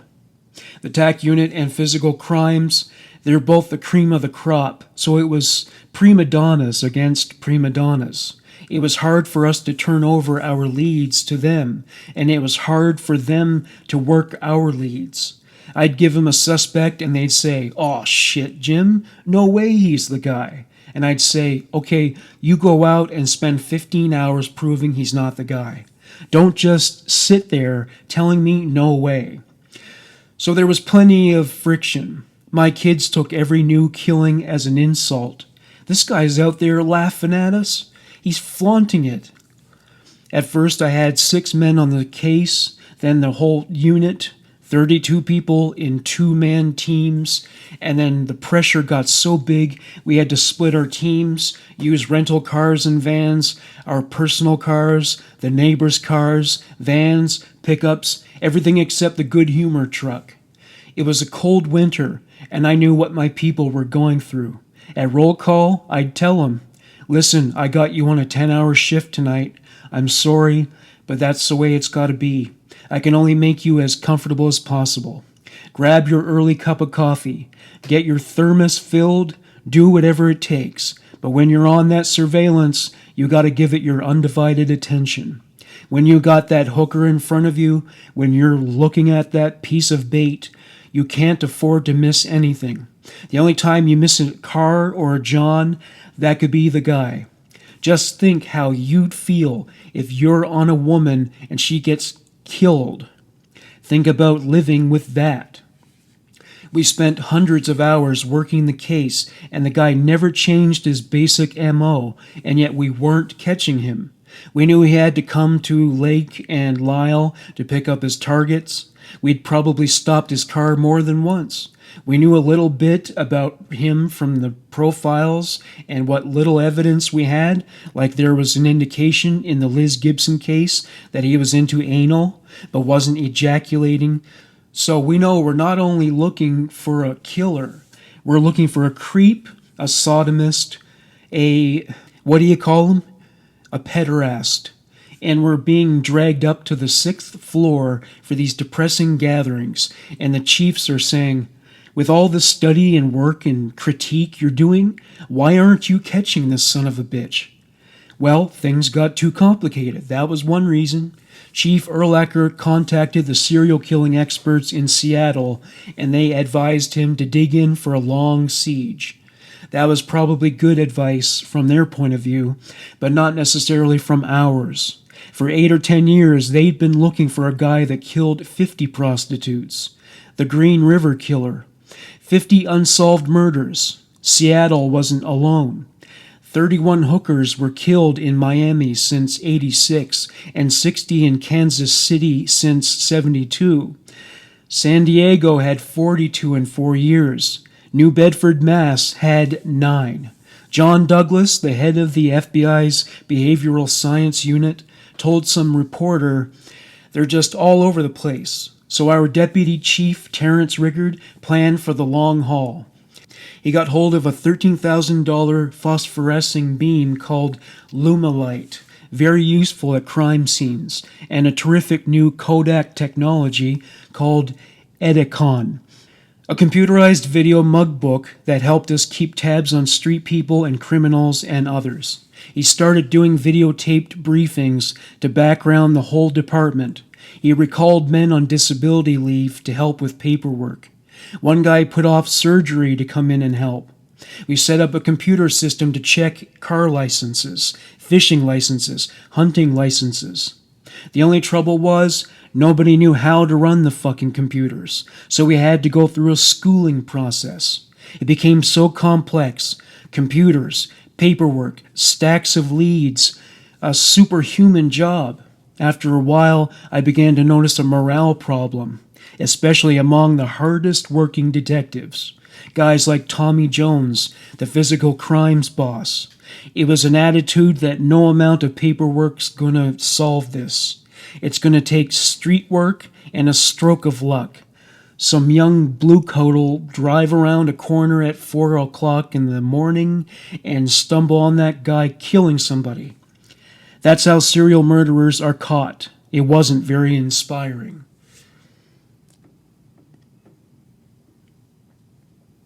Darlene Trippi was a prostitute with a cocaine addiction.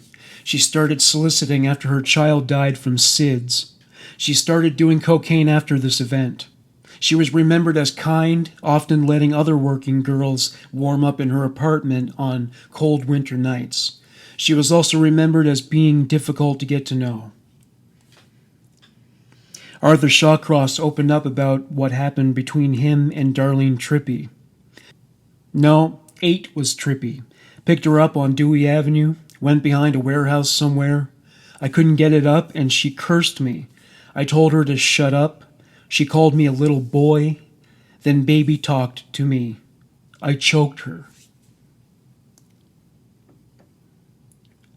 June Cicero was a prostitute with a tough disposition and a salty mouth. She didn't fear cold weather, cops, or unfamiliar Johns. She would work under any circumstance. Arthur Shawcross described how things went with June Cicero.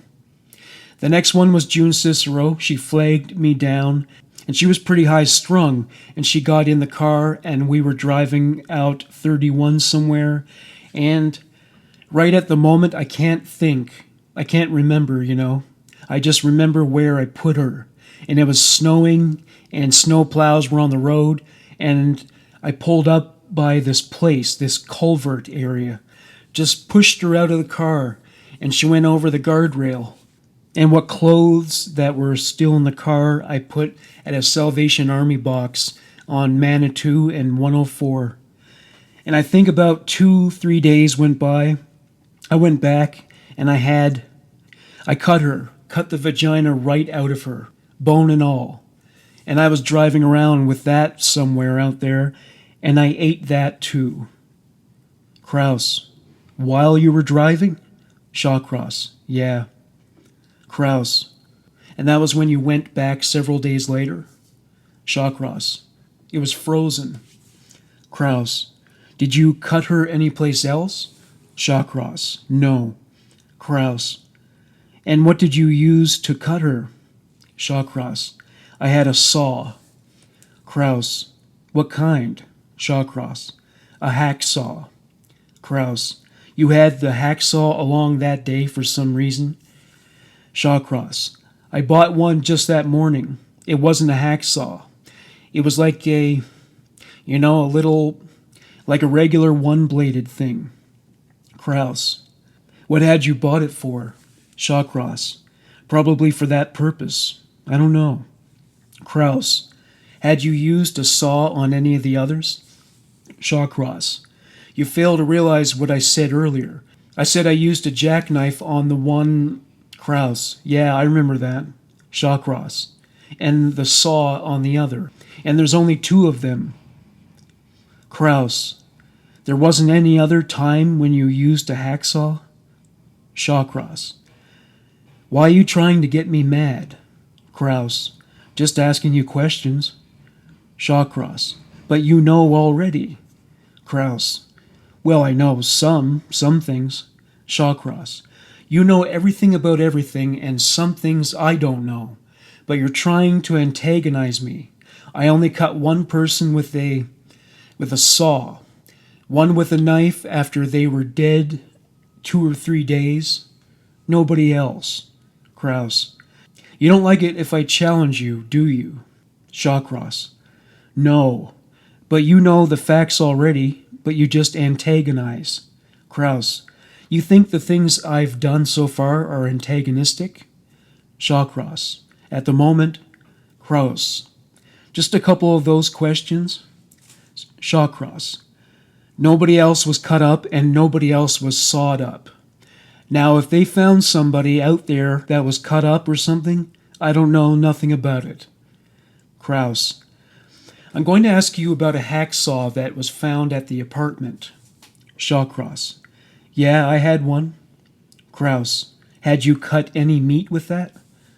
Shawcross. Yes, deer meat. Kraus. Deer. Shawcross. Yeah. Kraus. But never any victims. Shawcross. I'm going to walk out of this room. I already told you, I cut Cicero with a. Kraus. Uh-huh. Shawcross. Like a saber saw, and June Stott with a jackknife. Her own jackknife. Nobody else got cut anywhere, right? Kraus. Well, is that right? Shawcross. Yeah. Kraus. And you say there are parts you don't remember and that you haven't seen the reports. Shawcross. I didn't use the hacksaw at my house to cut no body, just deer meat that I had from a half of a deer, and Clara and her family got the other half of the deer. They got their own knives, they got their own saws, and I had my own knife right over the sink in the kitchen, and the hacksaw was sitting on top of the refrigerator. Kraus. Okay, so it's the murder of June Cicero, you don't remember, and Shawcross. See, you're trying to trick me for some reason. I don't remember Trippy. I only know where I found her, and I can't remember too much about Cicero, just where I put her a few days later. Kraus. Am I wrong? You do remember the murder of June Cicero? Shawcross. No. Kraus. So you don't. Shawcross. Just where. Dumping her a few days later. And is that all now? Kraus. All of what? That's all of them? Shawcross. No, there's one more. A pair of jeans containing a wallet bearing the identification documents of Felicia Stevens was found in Northampton Park. Rochester PD spoke to a woman named Lillian Stevens. She was Felicia's mother. She had not spoken to Felicia for some time because of conflict over Felicia's cocaine addiction and reliance on prostitution to sustain her habit. Lillian was raising Felicia's 2 children. Felicia's boyfriend's last encounter with her was on December 26, 1989. Their relations were also strained, with him frustrated about her drug habit and prostitution. He said they often broke up, but she would usually return after a week to 10 days. This time around, she was missing much longer than usual. Other items belonging to Felicia were found within the vicinity of the jeans. Police realized her remains had likely been hidden in the snow. From New York State Police Report cases number 90-004 through 90-007. Mr. Shawcross went on to explain that he was driving down Plymouth Avenue to Main Street at about 2 a.m., the Wednesday or Thursday after Christmas. He said that he was stopped at the red light at Main and Plymouth with the passenger window about halfway down. He said he was driving the gray Celebrity. He said that a female black ran up to the passenger side of his vehicle, stuck her head into the passenger side window, and he put up the automatic window, catching her throat in the window. He said that he reached over with both hands and choked her while she was screaming rape. He went on to say that he lowered the window, grabbed her by the hair, and dragged her into the car. He then said that he pulled her in through the window, finished choking her, and drove to the expressway. He said he ended up at Northampton Park when he dumped her body.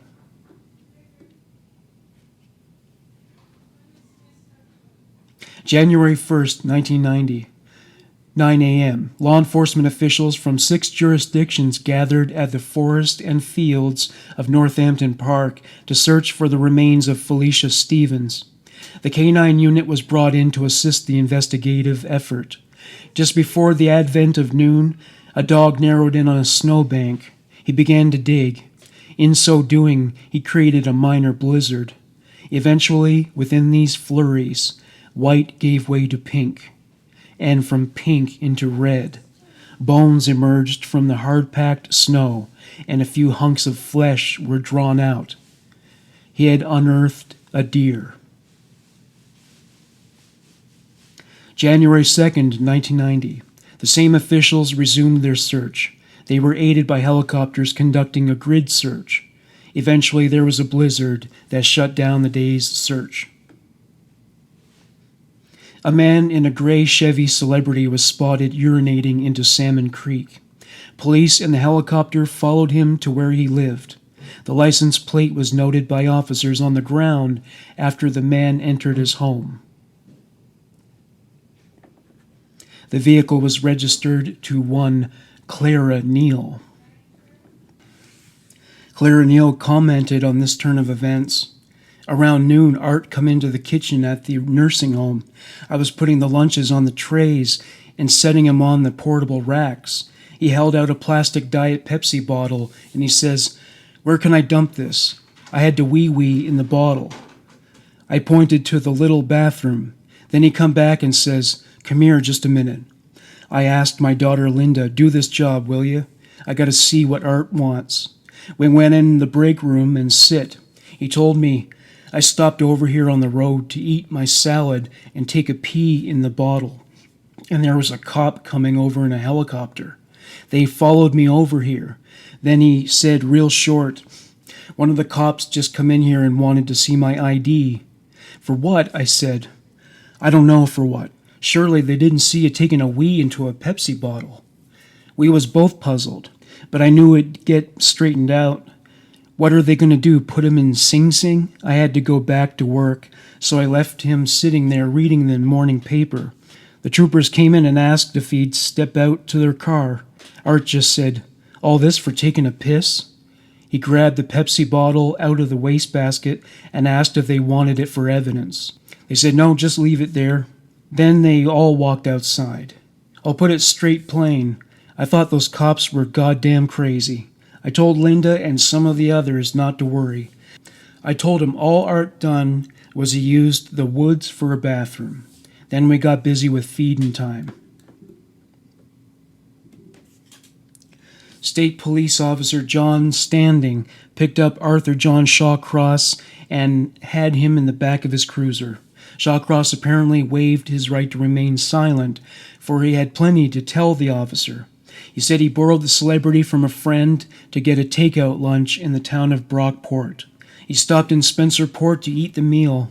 He said he tossed the used container into Salmon Creek. When he heard the police helicopter overhead while urinating, he switched to a Diet Pepsi bottle to use as a receptacle. figuring that he had violated some kind of environmental policy by urinating into the creek. He concluded by saying, "I guess I really opened up a can of worms when I stopped there." He gave several other details about his activities that day, nothing that was useful to the investigation except as possibilities for alibis. At one point, he said he hadn't had a valid driver's license since 1970. When the officers asked him why, Shawcross said he'd been in jail. Standing said, "What for?" Shawcross said, "Manslaughter." Now that the police knew that Arthur Shawcross was a convicted murderer, they wanted to question him at the station. The problem was, they needed his permission. He was not under arrest, nor was he detained. Investigative Dennis Blythe took his best shot at persuading Shawcross to be interviewed. He said, "Art, we need to talk to you, but it's kind of embarrassing with all these people around. Would you mind coming back to the state police barracks at Brockport? We'd like to talk to Clara, too." Shawcross said, "Where's Clara? Is Clara okay?" "She's fine. How about it, Mr. Shawcross? Can we go someplace more private?" "No problem." "You're sure you don't mind coming?" "No problem." Blythe was surprised by how eager Shawcross was to participate. "Thanks a lot, Mr. Shawcross. We'll get you home. Don't you worry about that." Shawcross even signed 2 voluntary consent forms giving investigators permission to search his apartment and the celebrity. Shawcross handed over his keys. Blythe had never dealt with a more cooperative suspect. Police were still searching Northampton Park. They found a body they thought was that of Felicia Stevens, but they turned out to be wrong. Stevens was black. The girl they found was white. Her face was frozen into a sheet of ice. Her buttocks were bare, and her right leg was stretched outward in a posture that would accommodate anal sex. These were the remains of June Cicero. She was wearing little else but white knee socks and a white jacket. She had been slashed to the bone on both sides of her vagina. It appeared an attempt had been made to saw out the vagina in toto. Only the lips were severed. The interview of Arthur Shawcross began. It was conducted by Dennis Blythe and Charlie Militello. The first thing the officers asked him about was his fishing hobby. They asked him where he fished. They wanted to find out if the location was congruent with where they found the bodies. He said that he and Rose took a fishing vacation at the end of June 1989. Blythe said, "Where'd you go, Art?" "We didn't go anywhere. Didn't have any money." "Well, what'd you do?" "Oh, we fished." "Where?" "Down to Charlotte." Charlotte was where June Stott's body was found. Blythe didn't know this at the time. Blythe recalled what else Shawcross told him about the details of his life as a fisherman. He talks about fishing in the warm water from the electric company outflow near Russell Station. He mentioned the driving park area and a few places where he went for trout and bass.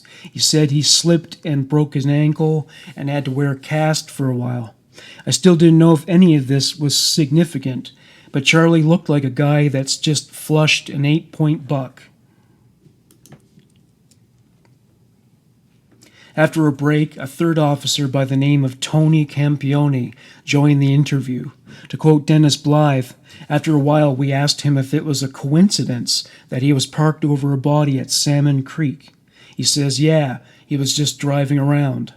Bought his lunch at Brockport, sat in his car at Ames Plaza on Route 31, then drove east toward Spencerport before stopping to answer the call. I'm thinking, give me a break, man. You're way out of town on a country road taking a whiz in a bottle. There had to be another reason. Why'd he park at Ames Plaza? To ogle housewives? I'm thinking maybe he saw a few hot numbers and went back to the body to masturbate. I asked him if he'd ever been arrested, and he said, yeah. He said 2 kids died. That was the way he put it. 2 kids died. a boy 10 and a girl 8. I said, were they your kids? And he said, no. Then he clammed up on the subject. Charlie told him he knew it was tough to talk about these things, and the guy went into a long story about how he'd been on the way to a party, and the boy was bugging him, and he hit the kid in the forehead. I asked him if sex was involved, and he said no. I asked about the little girl. He said it happened 3 months after the boy. He strangled and raped her. He said he was having troubles about Vietnam and also with his wife. He said he'd seen a lot of shrinks since then, but nobody could figure out why he killed the girl, himself included. We let him ramble, free form, no pressure, a rap session. We kept telling him, if you want to go, you can go. We hope we're not keeping you. We were hoping he'd say no, and he did. He told us that Clara was his girlfriend, and when I asked if Rose knew, he kind of grinned and said, she probably does. She's not stupid. He talked about his birth, his family, his early arrests, life in prison, griped about how a landlord screwed him and Rose out of their deposit money. On and on. He wasn't giving up anything about the serial killings, but we were picking up leads, building our case. He seemed to take a liking to Charlie. If I'd leave the room to get debriefed, the two of them would be giggling and laughing. Charlie said, you got 2 women, huh? Clara and Rose? You must be a good man. We knew that sooner or later we had to start taking notes, but we didn't want to spook the guy. Hey, Art, Charlie says, it's no problem, but I'm just going to write down a few things. I've got a terrible memory. Just going to keep track. After that, Charlie basically took down every word, writing like a madman in his beautiful penmanship. I was new to the area, so anytime Art mentioned a locale, Charlie automatically jumped in and pinned it down for me. We got to talking about my old backyard. I grew up in Binghamton, and I'd been stationed in Sydney, 32 miles to the northeast. Shawcross says he and Rose lived in Fleischmann for a while. I say, yeah, right between Delhi and Hamden. You could see he was surprised. He said, we had an upstairs apartment in Delhi. I says, yeah, over the bar or over the department store. He blinked. I says, you got the traffic light here, the grocery store here, the college up on the hill, and you're 1 street away from the courthouse and jail. Now, which apartment were you? So we got it straight where he lived. Then I said, now let's talk about Binghamton. Where'd you stay? He says, in the Volunteers. I said, oh, on State Street, over by Binghamton Plaza. He says, I think there was a shopping center, yeah. We did a little more detail on Binghamton. Some he remembered, some he didn't. The whole exercise was to convince him we knew all about him. Don't lie to us, Art, because we already know. He told us about the parole officers taking him and Rose to the motel in Vestal. I said, you mean the one down by the 4 Corners on the left there with the swimming pool? He said, yeah. Then he started talking about the western parts of Rochester, and Charlie jumped in again. He was from Brockport, and he did the same number that I'd done on Binghamton. Pretty soon we had the guy thinking we ate New York maps for breakfast. He told us he'd been a weapons expert in Nam, and a lot of bad things happened there, but he couldn't remember. Said he'd been wounded twice, once in the shoulder and once in the upper chest, and he said he was Agent Oranged. He told us how to make silencers, put a baby bottle nipple over the muzzle. It's only good for 1 round. He says, it works great. All you get is a little poof. We found out he could talk all day about fishing and hunting. Harmless subjects to him, but when we tried to pin him down on dates and exact places, he no spicka de English, you know. He was a lot tougher nut than he looked. We took another break, and all the big shots wanted to know what he was saying. I told him he's playing a game. He's dancing, he's telling us and not telling us. Somebody said we couldn't keep going all night. I said, I can't get into the murders yet. I don't know enough, and he's going to know I don't know. We went back in for another round. My goal was just to keep him talking, get some background, and maybe slip in a zinger once in a while. I asked him, have you ever been with a prostitute? He changed like that. Snap. Up to then, he'd been happy-go-lucky, looking us straight in the eye. He says, no, and he's angry. I switched subjects quick, but about 5 minutes later I said, "Art, I don't know why you don't tell me why you don't like hookers." Boom, he's angry again. He mutters, "I don't want to get AIDS." We waltz back to the subject of Watertown. We're trying to get a few details of the killings without making him antsy. I said, "Did you have sex with the little girl?" "No." "Did she have her clothes on?" "Yeah, shorts or pants, I forget." You could see him sag when he talked about the kids. His whole body language changed. He was that way whenever we mentioned anything that bothered him. He would frown and put his hands tight in his lap, shoulders hunched, head down. He just closed in on himself, shrank into this posture, and tried to change the subject. We would change it back or bring it up again later. We finally got some details about the little girl.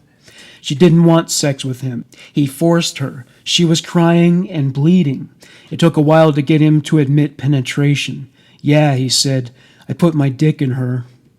We asked if it was from behind, and he said, "Yeah."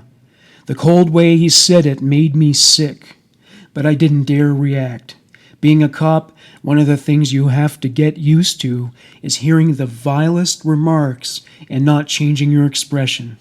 I could see Campione and Charlie trying to stay composed. We tried to get details on how or when he choked her to death, but he claimed he didn't remember. He started rambling about his sister Jean. At first I thought he was changing the subject again, but then I realized it had something to do with the little girl. He said he'd had a thing with his little sister, 3 years younger. He said he'd admitted to his mother that they were, quote, more than brother and sister. Charlie asked what kind of thing he was talking about. Touchy-feely intercourse or what? He said he touched his sister and, quote-unquote, ate her when she was 14 to 17, and he was 17 to 20. When he was finished, he went back into his hangdog position, and Charlie thanked him for being honest. After a while, he started talking about his sex life with Clara, said he had an erection problem and an orgasm problem, but he could keep it up longer with her than with Rose. I asked why, and he said, "Clara blows in my ear and puts her tongue in my ear." At home, he said, sex worked better with Rose on top. He couldn't reach orgasm with either of them, and it hurt when he tried. He thought it had something to do with guilt from his past. The doctors had scheduled him for a urological examination, but he didn't show up for it. Late in the afternoon, we took a break. John McCaffrey says, "Listen, I want you guys to think about something. You both started at 8 this morning, and you're going to get tired long before Shawcross. You're day workers, and he's nocturnal, and he's coming on.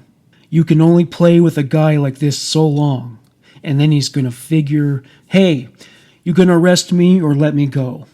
John alerted us that some of the brain trust in the locker room weren't sure we had the right man. A profile expert had looked at Shawcross's record and said a confirmed pedophile would never switch from killing kids to killing women. John and Charlie and I thought different. So did Campione, and he had a better background on the case than the rest of us put together. Shawcross was the man, all right. Let the shrinks figure out the whys and wherefores later. Detectives from the Physical Crimes Unit took to the streets to approach prostitutes and asked them if they recognized Arthur Shawcross from the photos that were taken of him at the police station. One of them recognized him and remembered his name as being Mitch, an alias he often used. One day, shortly after 7 a.m., a man named Richard Thompson parked his pickup truck on an access road west of Northampton Park.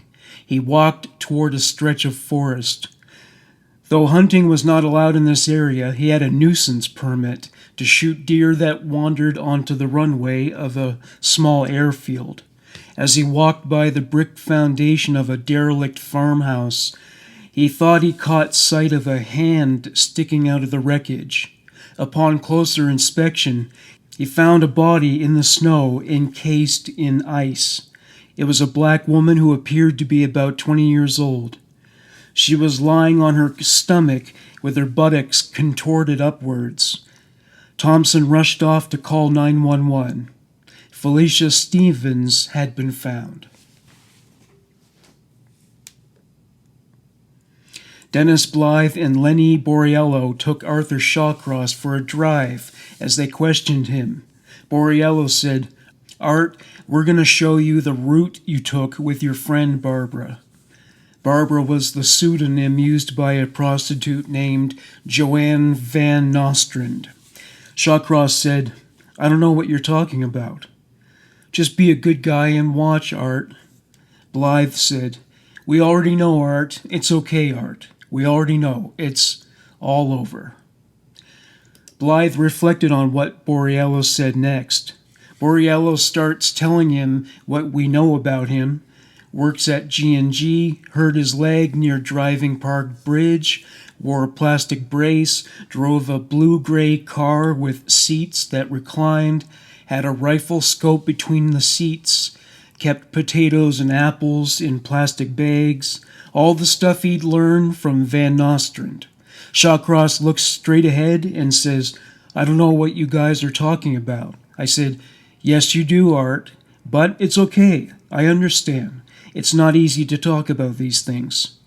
We reached the bridge and Borriello says, "You stopped and picked Barbara up right here. Then you went down the street, made a right, and went over there." Art was still quiet. Borriello says, "You know, Art, Barbara saw you with Liz Gibson the night she disappeared. She was wearing a pink coat. Barbara knows a lot about you.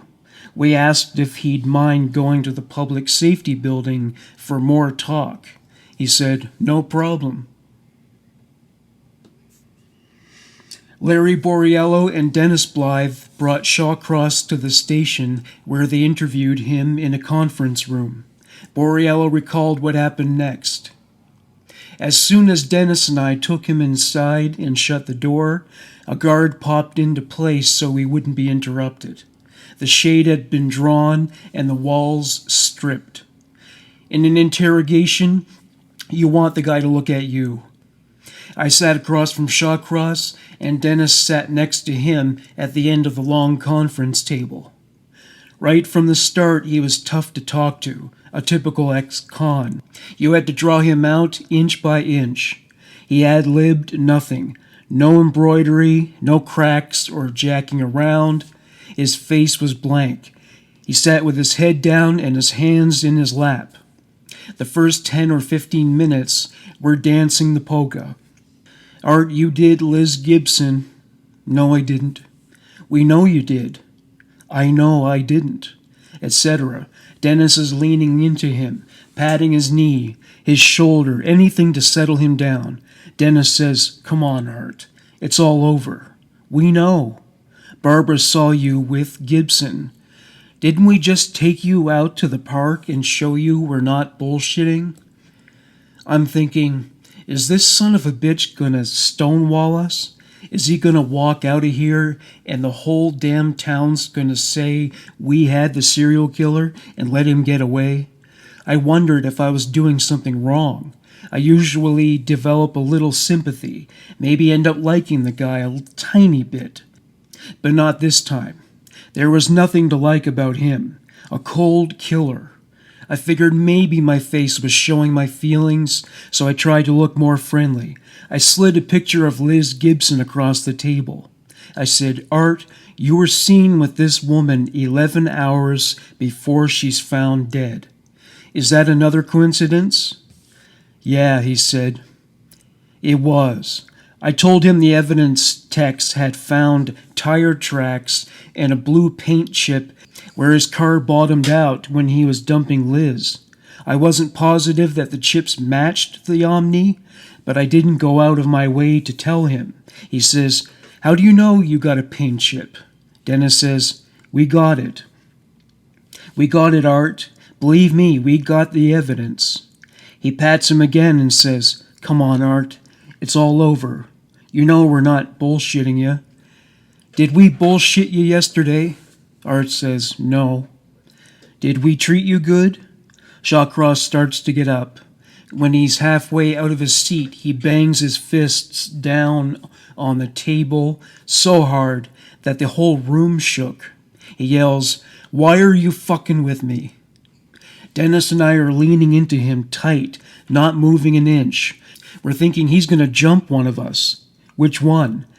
Militello and Campione heard the outburst and rushed in. Charlie says, "Art, are you okay?" Like the most important thing in the world was this goddamn killer's welfare. You have to conduct about 1,000 interrogations to learn techniques like that. Shawcross nodded, calm again. The raging bull turns into a choir boy. How do you figure the guy? Charlie and Tony were back outside.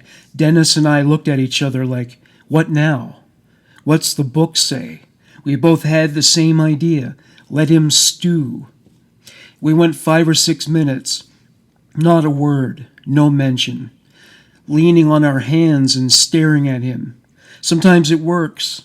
He started mumbling about Clara and how concerned he was about her. I mentioned that he seemed more worried about her than he was about himself. Dennis acts like a light's just blinked on in his head. He says, Art, wait a minute. He touches his arm and says, Art, we know you drove Clara's car. Oh, Art, I'd hate to think... He hesitates. Art, I'd hate to think that Clara's involved in this. Is she? Shawcross says, No, Clara's not involved. You sure, Art? I'm sure. He lowers his head in that sheepish look. He says, Clara is not involved. When he said that, Dennis and I looked at each other. Now we knew we had him dead nuts. Okay, I said, why don't you tell us about Liz Gibson? He's staring at the floor. Dennis says, we know how tough it is, Art. We know. Shawcross looks up and says, I killed her. Dennis Blythe arranged for a typewriter to be provided for him as Arthur Shawcross gave the confession, which was recorded in full by 2 p.m. that day. Blythe had gotten the confession about the murder of Elizabeth Gibson, but of course, the story of Shawcross's life as a serial killer was a few chapters short. Detective Billy Barnes began showing him photos of the victims. He said, Won't you help us find these girls? They're entitled to a Christian burial, aren't they, Art? This girl here, she's got a 5-year-old son. Shawcross said, I don't know nothing about her. With each photo, Shawcross would say he didn't recognize the girl or that he didn't know if they had crossed paths. Meanwhile, the investigators received word that the mate to June Cicero's earring was found in the Chevy Celebrity. When Shawcross was informed about this, he said, How do I know you're telling the truth? How do I know you got him out of the car? He reiterated that he didn't know anything about the murders and that he didn't understand why he was being harassed. Shawcross kept demanding to see his wife. Police picked her up and brought her to the station. She hugged and kissed Arthur. She said, I love you, darling. No matter what happened, I'll be behind you all the way. She was asked by a detective to say the following words in some form. Just tell these fellows the truth. Do you know anything about the girls? Detective Charlie Militello said, See, Art, what a fine lady you have here. Just tell the truth for this beautiful woman here. Rose said, What happened, Art? Shawcross said, Remember the night I came home and my eyes were scratched? Rose nodded. Shawcross continued, I heard a girl, hooker. I had to hurt her. He lowered his head and went silent. Rose took his hand and said, Art, you're the only one I have. Even my own children don't care for me. Militello said, Look, Art, we did what you wanted. You wanted your wife, and here she is. This beautiful woman here, she loves you so much. You've been a man so far and told us about Gibson. Now tell the rest, the whole truth. You don't want to put this beautiful woman through any more." Shawcross nodded but said nothing. Police usually prefer that suspects not have their loved ones around during the interview because they may feel too ashamed to confess to what they've done. Taking this into account, Militello said, "Rose, maybe you should sit outside in the waiting room to compose yourself." As she left, she said to Arthur, "I love you, darling. I'm with you all the way." After the door was closed, Borriello said, "Art, why put your women through this? The earrings were found in your girlfriend's car. People are gonna put a stigma on her. Why don't you help her? Your wife, your loved ones, they're staying behind you. Now do the right thing for them. Why don't you let it happen one time, Art? Get all the bad shit out of the way, the bad press. Give your wife a little peace. Because if you don't, we're going to find out anyway, and each time we charge you with a different murder, the more shit she's going to get. The press, publicity, the heartache, the anguish, Art, the reporters are going to worry the poor woman to death." Shawcross raised his head and made eye contact. He said, "Show me them pictures, and get me a map."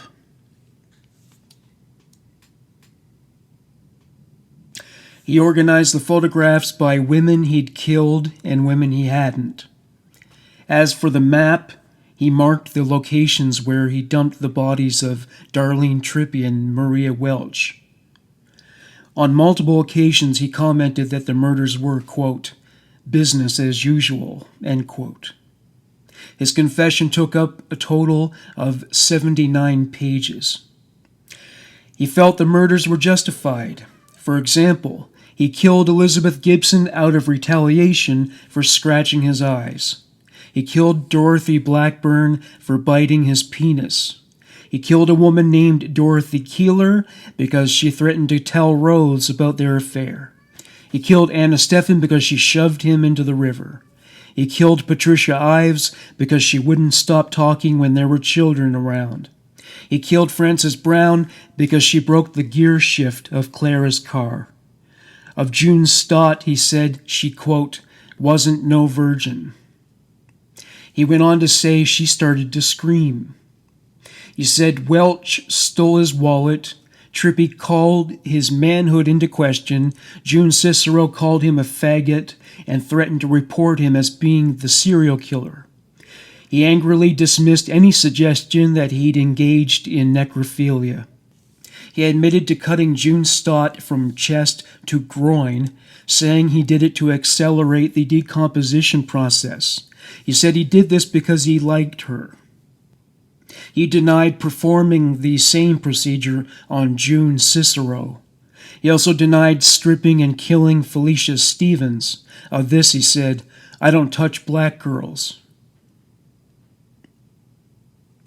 Once the full confession was taken and documented, Shawcross was arrested and taken to a holding cell. The police retrieved the bodies of Darlene Trippi and Maria Welch, with Arthur Shawcross showing the way. After repeatedly and steadfastly refusing to admit to what he'd done to Felicia Stevens because of his policy against having sex with black girls, Shawcross finally admitted to killing her, though he still would not cop to having sex with her, pre or post-mortem. When asked why she was found naked, he said he just wanted to see what her body looked like. At his first court appearance, Arthur Shawcross, on the advice of his public defender, pled not guilty. Shawcross was evaluated by psychiatrists in jail. This is from one such interview. Krause, if I go back to Karen Hill while we are on it, back to September the 2nd, 1972, and somewhere near Watertown, when they found the body, they found sperm in the vagina and in the rectum. Shawcross. Possibly. Kraus. So, had you had her both in the rectum, up the ass, and in the vagina? Shawcross. I don't know. Kraus. You mean you've forgotten? Shawcross. Right. Kraus. Art, I feel you are not telling me about what really happens. Shawcross. You want me to get up and walk out of here? Kraus. No. I want you to stay where you are and tell me what goes on in your mind. Shawcross. I'm telling you, I'm answering the questions. If you don't like the answers, I'll get the fuck out of here. Kraus. I won't get the fuck. Shawcross. No, I'll get the fuck out of here. Kraus. No, you must stay, and you must try to answer the questions, and stop being quite so childish and angry, because you can do it. You can control it. Going back to Karen Ann Hill, when that happened, you say you've forgotten a lot, but did you think anyone was telling you to kill her, telling you to rape her? Shawcross. No. Kraus. Why did you kill her? Shawcross. I was sitting under that bridge fishing, and I just leaned back on. There was a concrete bunker just below the bridge itself. I was sitting up on there, and the fishing poles were sitting with the bobbers on. Karen Ann Hill came down along the creek bed. She was upstream somewhere, and she came up there, and I looked at her, and the first thing that came to my mind was my sister Jeannie, and I just grabbed a hold of her, and that is when I started to sweat, and the sounds and the lights got brighter, and I just lost control of everything around me, and I just went back in the past with my sister Jeannie. Kraus. But you never killed your sister Jeannie, did you? Shawcross. Not yet. Kraus. You have that in mind, you're telling me? You never thought of that? Have you? With your Jeannie? Shawcross. Sometimes. I wanted to kill my mother and my sister Jeannie just to get all that past out of my head. Kraus. When you were with Karen. Now I'm really going back in memory with you. But first you had the sexual attraction to Karen. You had sex? Shawcross. That's when she slid down the embankment. She fell into the river, feet first. I grabbed her and pulled her out of the river, and I set her up on a stone where I was sitting. And we're talking. Then I started getting aroused. All noise around me ceased. The general area where we were on the bridge got brighter. Just like her and I were the only ones in that area. I just picked her up, set her on my lap. She didn't say a word. I kissed her. She kissed me back. Then I just started, you know. Kraus. Fondling her and so on? Shawcross. Fondling her, and she didn't say a word. Then we got on the ground, and I had her pants off and gave her intercourse. She didn't scream, didn't cry. Kraus. Was it bloody at all?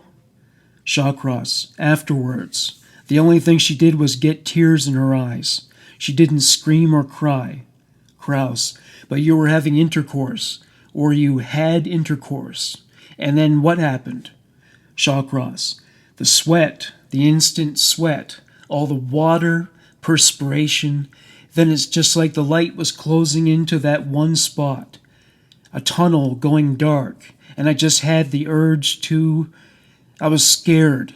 Why I did what I was doing. And I just grabbed her and choked her. Kraus. And killed her? Shawcross. No, she wasn't dead. She was unconscious. And I laid her down and caved the bank down partially onto her. It didn't dawn on me why I didn't cover her up all the way, cover her legs and part of her face.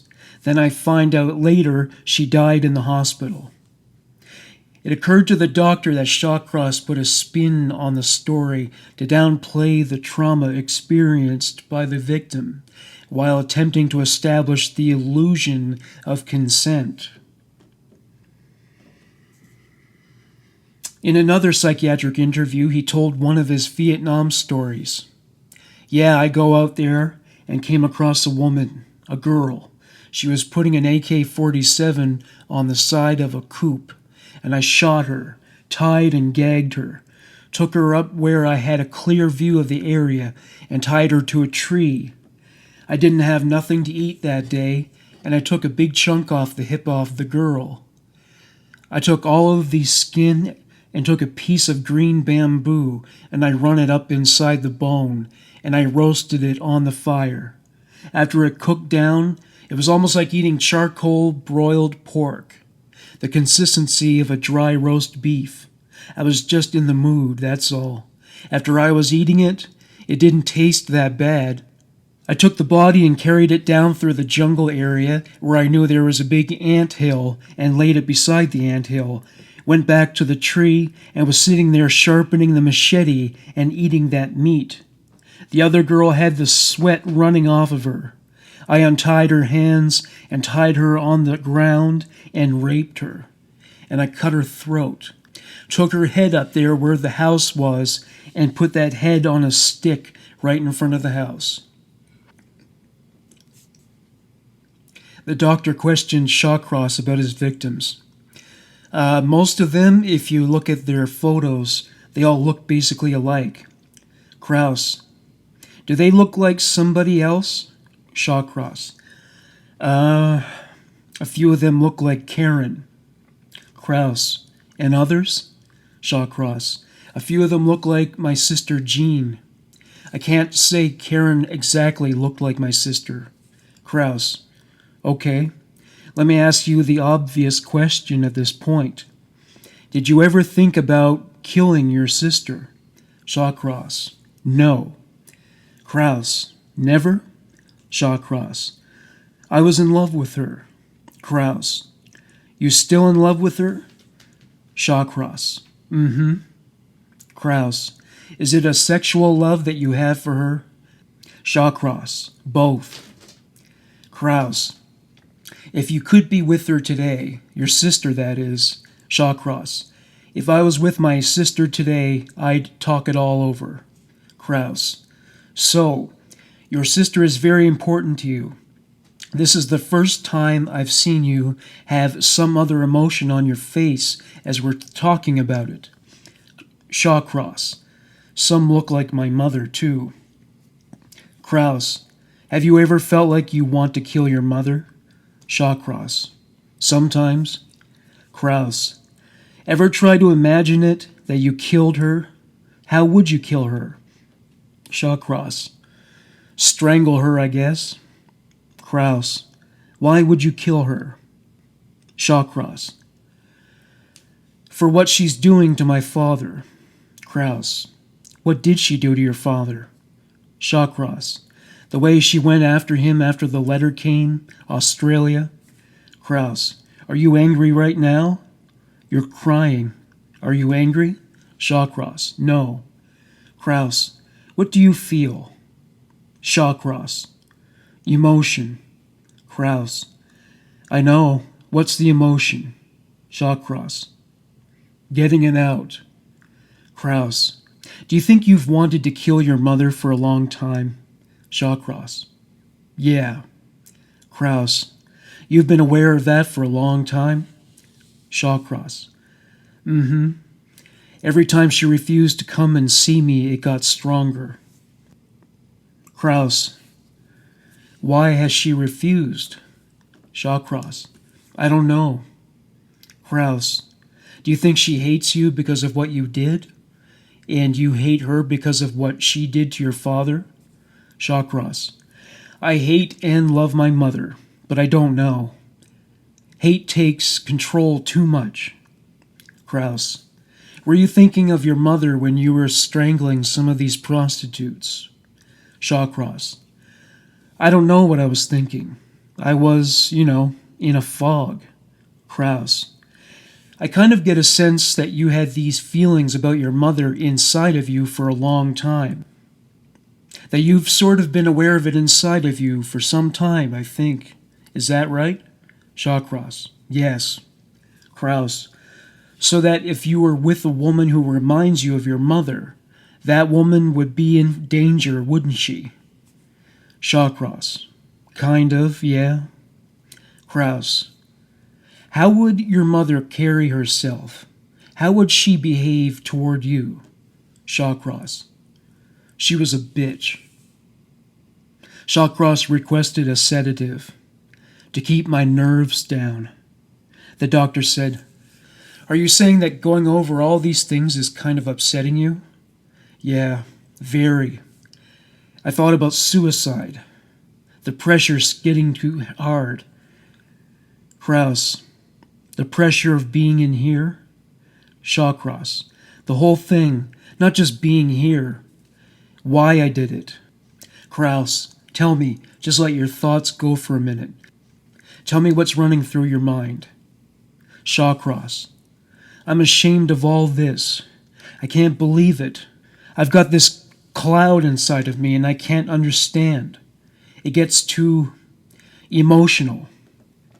The doctor said, "I think what we've got is a connection between Karen and the women who died. They remind you of your sister, and they remind you of your mother. And tonight, when we talked about your mother, how you feel about her, a lot of emotions really came to the surface. That's the first time I've seen this much emotion." Dr. Kraus questioned Shawcross about his victims. He inquired about the murders of Julie Cicero. He said, "Where did you cut her?" Shawcross said, drawing a theoretical line from his chest to his crotch, "Between here and there." Kraus, "Belly button to vagina?" Shawcross, "Cut her open." Kraus, "Opened her up?" Shawcross, "I just cut. She was froze. I cut this way and this way." Kraus, "Why did you cut her?" Shawcross, "Ate it." Kraus, "I'm sorry?" Shawcross, "Ate it." Kraus, "What do you mean?"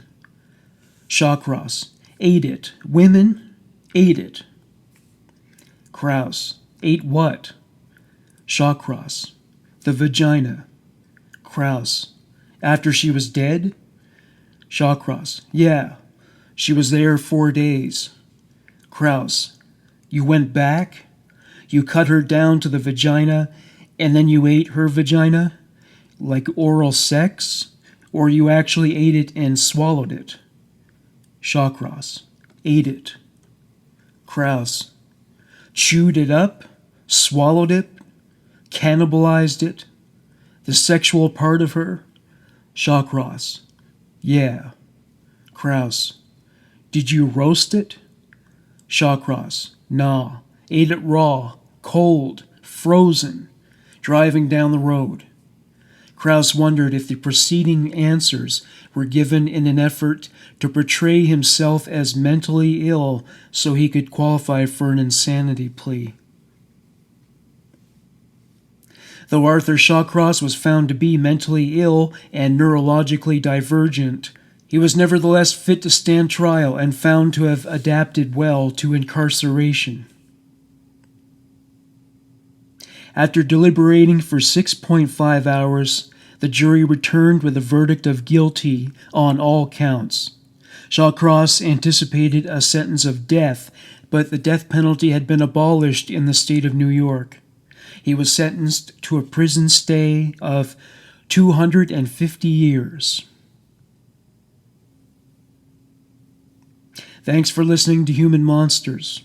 Bye for now.